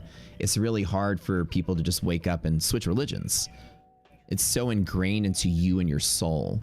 So trading is like, for some people, a religion. Gambling's a religion. Your faith is built on that edge, that gamble, right?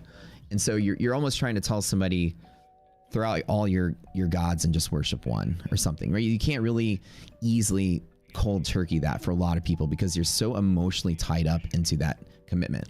And so, yeah, paganism to Christianity was a great example, right?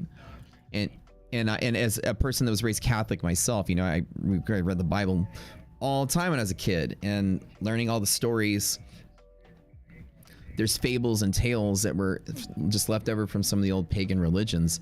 And it's just because, you know, people like that familiarity to be introduced to a new concept. And you see that all across psychology and addictive therapy treatments. It's like, you have to get people blending out of one thing into another, and cold turkey is super duper hard. And I agree with you.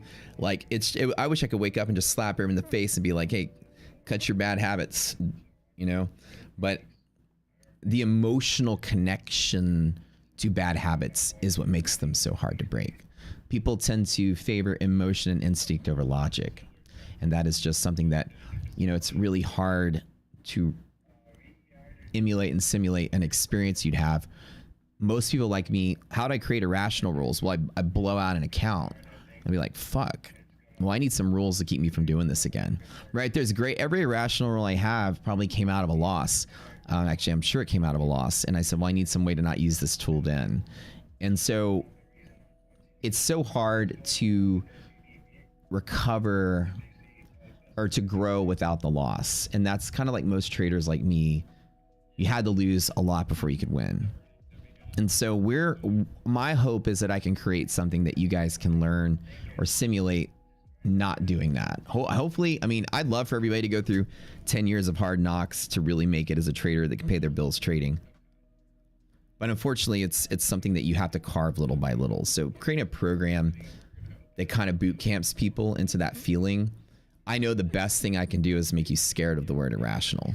And that's the whole point of the long videos. They do get to the point when you start to get to like week 2 and 3. Yesterday, everybody is just rolling over going, oh my God, it all makes sense now, right? We talked to the resilience video.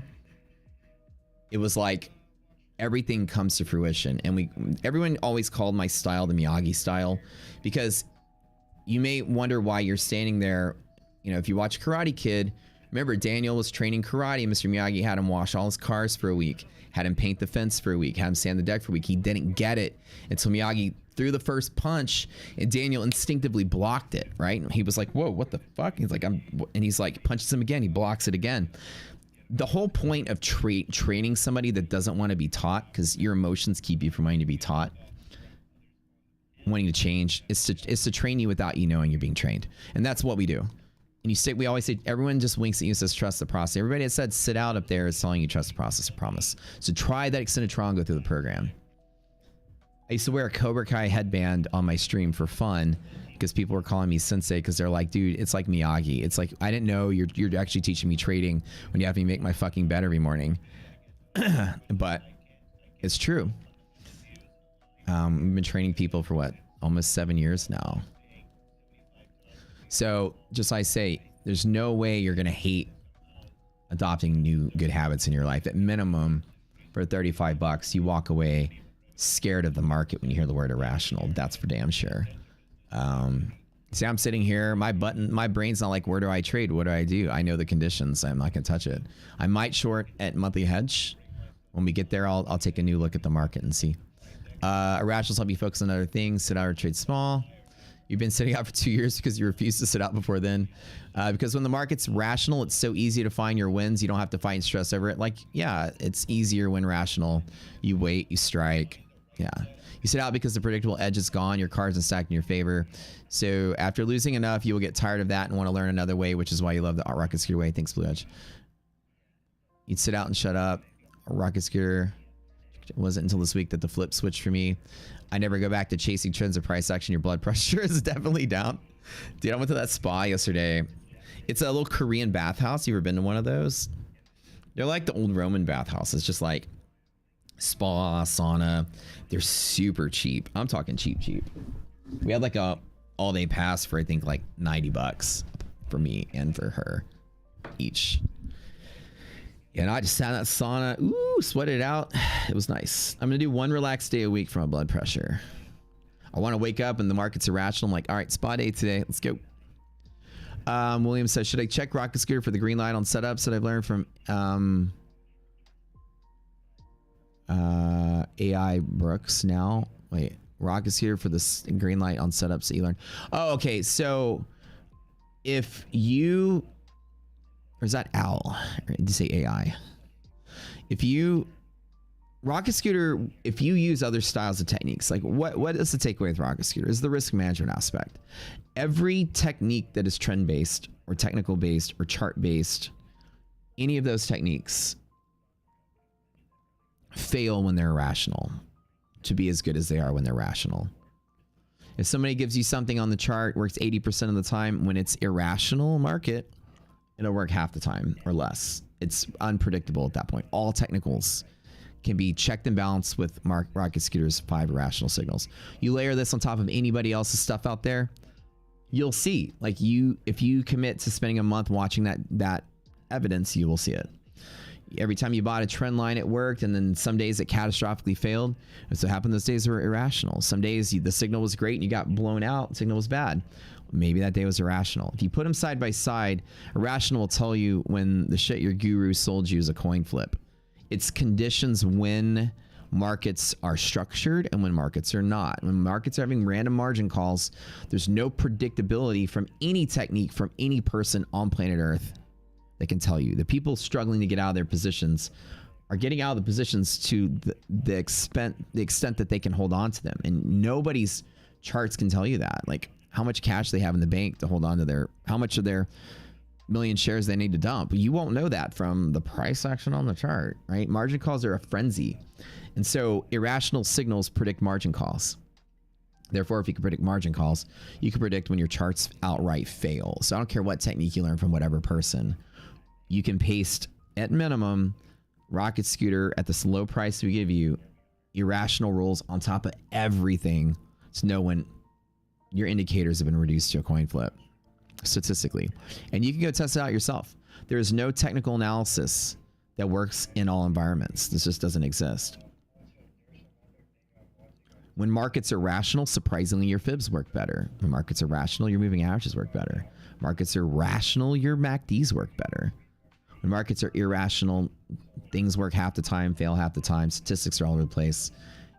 So rocket scooters' irrational signals are the universal tool that put us on the map, for sure.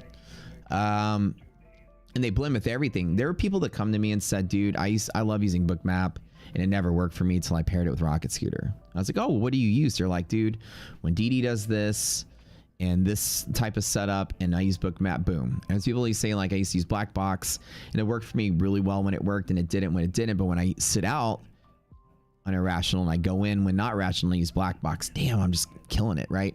So people have learned that sitting out is the universal improvement technique. It really is. Knowing when to sit out is the difference between the pros and the non-pros. When to fold your cards. You get dealt cards, immediately say nope. That's the pro poker player trick. You know it's not a good setup, right? And that's where we try to blend this with you guys' stuff. And I love, like, my competitors, a lot of them take an interest in Rocket Scooter as well, because risk management's really hard to quantify into a set of rules. Our rules of irrational predict where margin calls are high because we know limits in the market. We know what causes them. And so high probability margin call, high probability markets are random. Simple as that.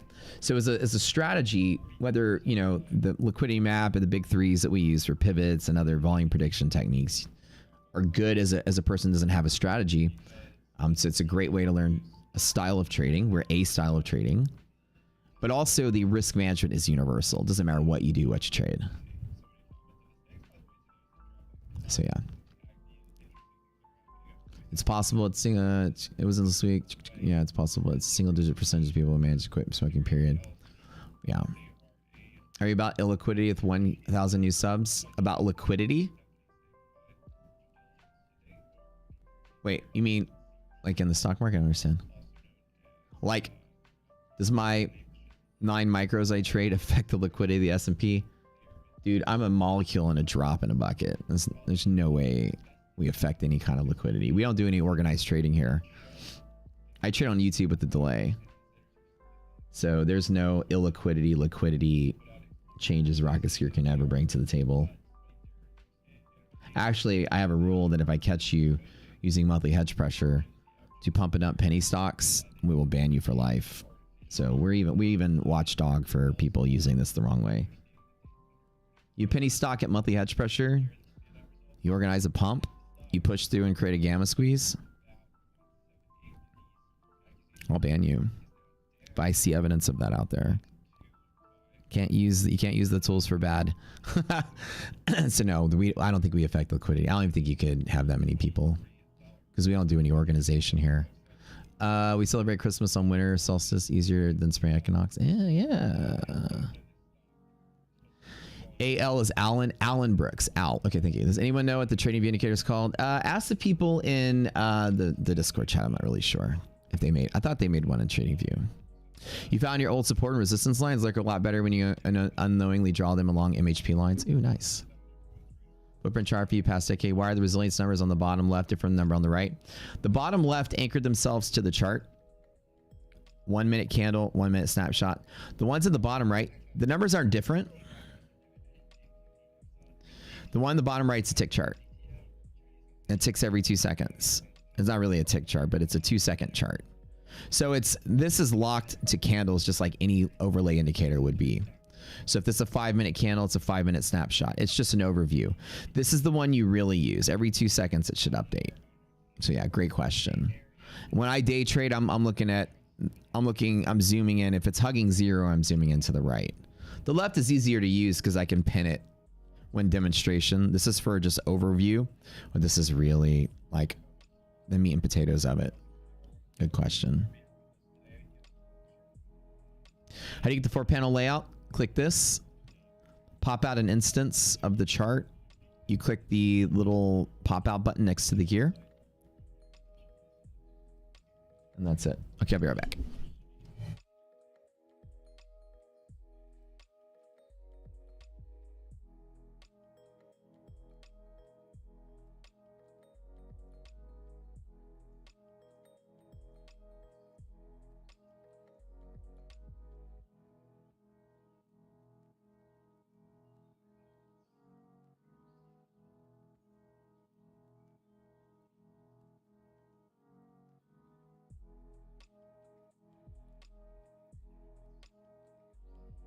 Weird switching the highest res numbers you've seen simultaneously with the lowest CD you've seen. I know, right? Unusual volatility. My question is, do I want to short SPY at MHP? MHP is way too positive right here.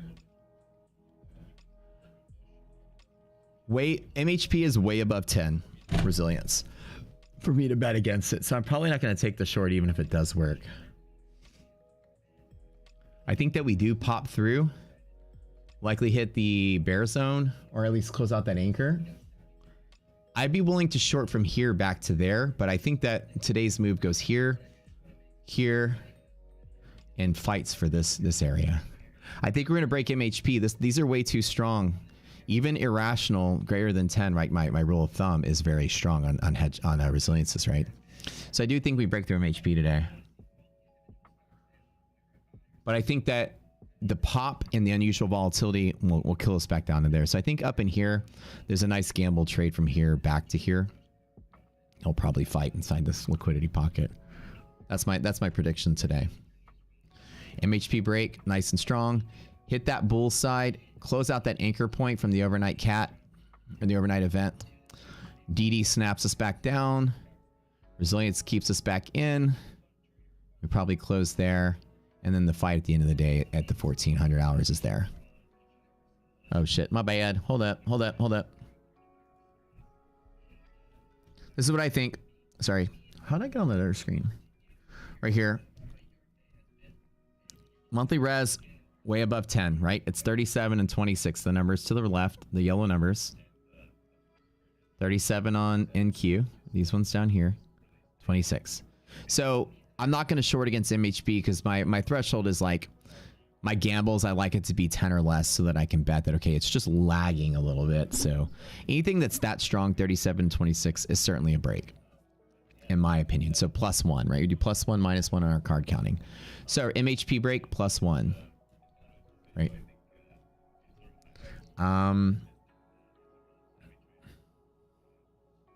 This is way above 10 regular resilience, right? Type 1 resilience supports here. Type 2 resilience supports here. Check. +1. Bullish. DD, very negative. The 0.10 rule. -1. So it's more bullish than bearish right now. We break through monthly hedge pressure. It's going to hit a random spot. The random spot is tie broken with DD, which is great. So eventually, from the randomness, we come down. I think that since there's an anchor right here from that event, I drew it. This is the white line. This is the overnight event. We can just close the anchor. There's a quick snap short back to monthly hedge. And I think this is the most probable scalp for the day. If in the irrational territory, there's something to trade. Yeah, it's irrational in all places today, Benjamin. Does anyone agree with my assessment here? Shorting from the anchor to monthly hedge seems to be a great play because you're battling the positiveness of the resilience and the monthly hedge break, right? With the DD's desire to come back bearish. So with a high volatile environment, it does tell me that volatility is going to be there. So as a scalp only and not a reversal, does everyone agree that that's probably a play? The volatility to fill the anchor, to come back down, the DD rules want us to stay bearish. The resilience rule wants us to go positive, right? So, and the volatility might allow that kind of little push like that. So I'm thinking if I were to make a gamble short, I would probably just short from here to here and it's going to be random. And I'd even bet that it probably does that. I mean, this is pretty strong, but this is superseding this. So it's anybody's bet, right? It could be like that other day where it does this, it goes, it pushes, and right at 1400, it just randomly does something. It either randomly sells or randomly rallies. This is gonna be a pretty volatile day today. The UVXY is well, actually, well, we did crush out of that. So UVXY is nice and solid. Okay, it's probably not gonna be that volatile, I don't think. But I think that this leg to this leg, the competing nature, remember blending techniques, the competing nature of these two allow me to understand that trade's very possible. That anchor is not a defined price. That anchor came from last night's event in the futures market.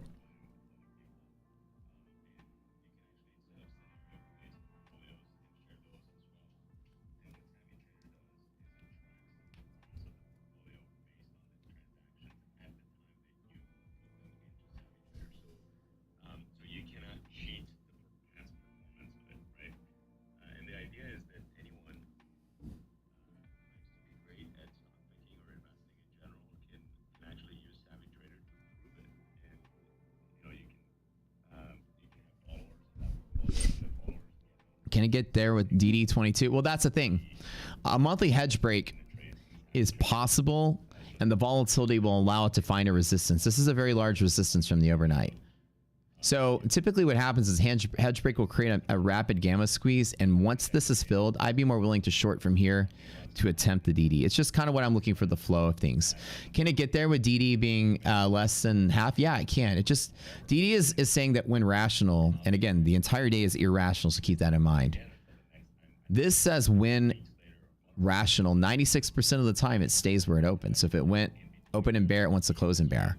So in the times that it's irrational, I know that if it goes bullish, it'll want to test bear before it goes anywhere else. So I will say that because of that, at minimum, it'll want to test bear. If the probability is bearish, it'll stay bear. If the market changes condition, it'll stay bull. But the test of bear, I think, is definitely going to happen, because this is good enough to say that it's going to want to try to get down there. So my guess is I want to get the biggest stretch for the biggest short, but get out of the probability that I'm going to predict that it goes down here, because again, it's irrational day, so I can't really make the judgment that it wants to stay there. But what we do see is that when you break to the bull zone, like the other day, this is negative, it wants to come back down and test. The other day it came back down and sold off. I wouldn't make that bet. I would bet from here back to there. And if this is still really positive, the yellow one, then it's going to want to support, while this is going to want to bring it down. So chances are it's going to hug in here and kind of just chop all over the place. This is going to be hard. Then at 1400, it's going to choose something. It's going to break or fall, and that's going to be just a random move. So that's my call for the day. Yeah. And I'm just seeing that with rocket scooter stuff. So half gap is not support. It is if you understand discretion with our tools. So in an irrational market, you don't assume anything is rationalized. A rule is rationalization. So if half gap is support, it's rationalization. As a new trader, you don't assume. As an experienced trader, and I say experienced, or experienced cadet with rocket scooter stuff, resilience greater than 10 or less than negative 10. Clearly it's 47.5 and 50 is really strong on the S&P. Outside of the boundary of 10, I think it's strong enough to tilt the scales support, yes. So what we started teaching yesterday is what I call my card counting trick. It's how to, when irrational, you no longer use statistics. When rational, is half gap support. When resilience is positive, just any kind of positive every single time. Every single time. Like high 90s. Like I never see it not work. People used to joke and say resilience always works when rational. But when irrational, I have to go to straight up count carding. What's my gut instinct tell me? +1, -1. Is it bullish or bearish? Anything greater than 10 would tell me, okay, I'm going to +1 that. It's slightly more bullish than bearish, which is why it's now behaving as support eventually. But there's a little bit of volatility before that happens, right? That's kind of what irrational does. You just have to kind of know that if you put a gun in my head, I put in a small bet, eventually it'll tilt to that favor because this is really strong. But the +1, -1 comes with the idea of understanding that it's a 50-50 shot. I'm trying to lean slightly one way or the other. That's when I say card counting. So half gap is support because this is greater than 10. But it's just slightly more probable because we're irrational. Right? Did I touch the lower DD band already? Yeah, SPY did and Nasdaq did, everything did. Hold on.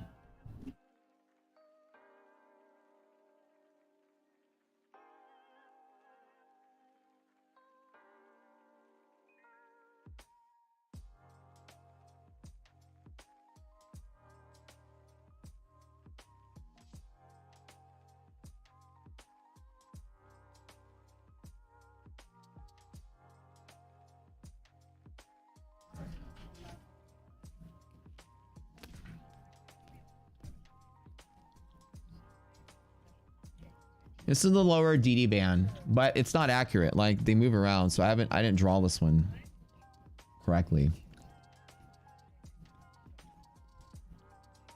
Let's look right here.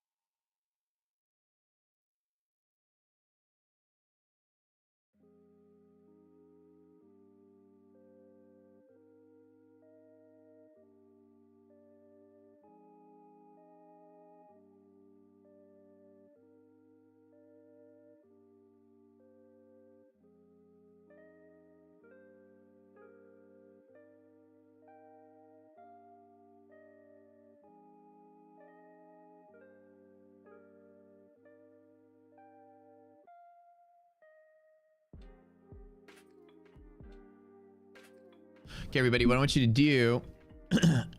Yeah, so as Amaranth said, I just said it's likely to be more support since resilience is positive. That is correct. Right? This is slightly greater than 10, so I have to, and when irrational, I can't use rock hard stats. I have to use +1, -1 system. I add up all my tools, +1, -1. Bear long down, -1. Hedge break, +1.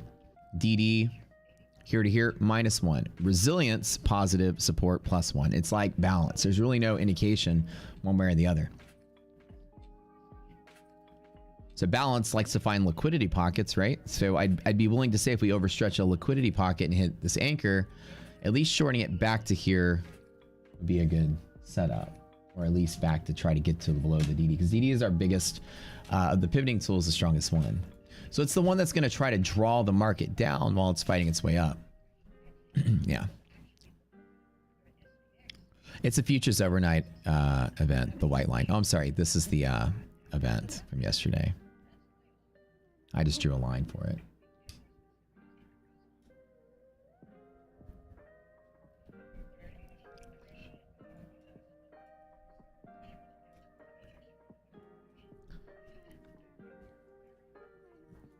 Well, you say, why are the 5-minute SPY candles at 705?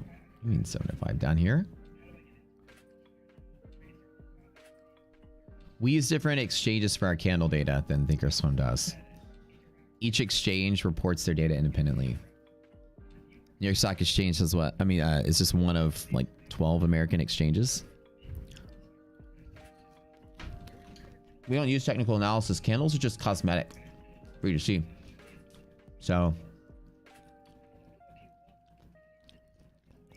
what I'm saying is, Thinkorswim, the reason they charge you $3.50 per futures trade when most people charge like 29 cents is they buy every exchange's data feeds and give them all to you. As you can see, you get every order that's ever come through. Providers like us don't go out there and buy thousands of dollars worth of data feeds just so you can have sharper looking candles. Unless we were using technical analysis, candles don't mean anything. They're just cosmetic. As a matter of fact, I trade without, I don't even use charts. I can trade just with the numbers if I know them. They're just there for you to see a reference. So the candles are not going to match Thinkorswim. Nobody will match Thinkorswim. TradingView won't match Thinkorswim unless you have the entire bandwidth of all data. You know, as you know, obviously when we get 10, 20, 30,000 subscribers, we'll start running out of stuff to buy. We'll go out there and buy the extra exchanges for sure. But right now it's like we have good enough candles, right? For all things. So it'll be slightly different, but the candles don't mean anything, right? That's the whole point. For the longest time, Rocket Scooter actually looked like this. They didn't even have charts. People are like, it'd be cool if you can overlay this on a chart. And we're like, yeah, but we're going to go ahead and give you guys a choice. Y'all either want a bunch of cool tools or you want us to pay for expensive candles. You're like, candles, we don't use charts. So then we just made an executive decision to staff up a bunch of employees to build all the framework, and charts are just a novelty, as we're not a charting community anyway. So great question though. You pay for data on TradingView. It's different than Rockseer. And that's the whole thing. People crazy you can't grasp all the time entries without candles. You can take these numbers if you care to do that. The candles are the real-time price is always the same. The best bid and offer never changes. This is correct. Historic candles, like I said, you're looking at historic data. You have to break the bad habit of looking at historic data like it means anything. You loaded up your chart with historic data.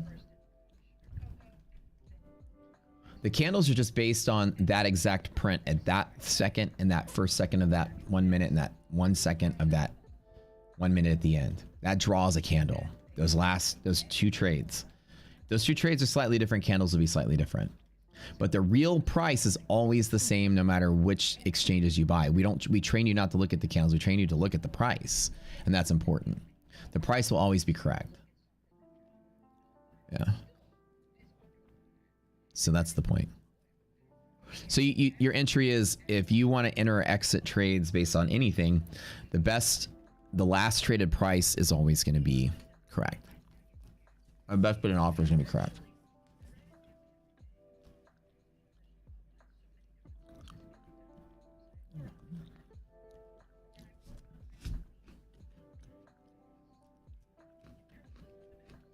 What some people do, if you actually care, which you shouldn't, you can always have a secondary chart like a Thinkorswim or a TradingView or anything else. You can go buy additional data packages to get better looking candles. They'll all look different. That's what you have to understand. Most people didn't know that. People think the stock market is just in New York. Boston has a stock exchange. Philadelphia has a stock exchange. I don't know if y'all knew that. Never hear about it. But the reason our candles are somewhat wiry because we're not buying the entire breadth of the stock market. It's not necessary. Just for a cosmetic look on a chart. The levels are calculated from options. We buy the entire breadth of options. We spend our money in the options market. Of every data provider out there, we buy more from the options data world than all of our competitors do for sure. So that's where we get our bread and butter from. And candles are just like a cosmetic function. And as we grow, of course, we'll probably go buy more exchanges so the candles will have more data into them. Like basically the time and sales will have more data. But the exchanges all mirror and quote similarly, so they're not that different for sure. You'll definitely very rarely see like humongous differences. Like if you were to put them side by side.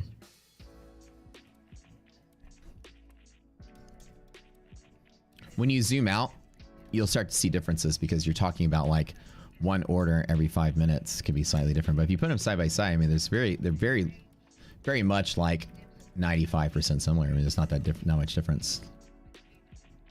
Was that a 1 minute? What is that, like a 1 minute? This is futures. Oh, that's ES futures. But yeah, they're not that far off. But if you're trying to time pivots, you look at the price, not the historic candle. Oops. So like side by side, you know.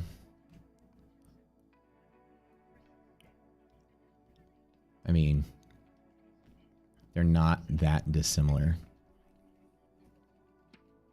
They're almost identical, right? But yeah, one might have a slightly higher peak, a slightly higher value, slightly higher, but I mean, it's 3 greens, 1, 2. Yeah, see, like this looks a little different, but it's still the same shape. Yeah. Now we go short. Nah, I don't think I'm going to. There's two. I would short from here back to bear zone. This is more likely of a better statistic. It's hard for me to say because now this is like. This is a hard decision to make from now. When I get to MHP, I'm gonna look at resilience and make a guess. I'd rather let this be here and short it back to there. Okay.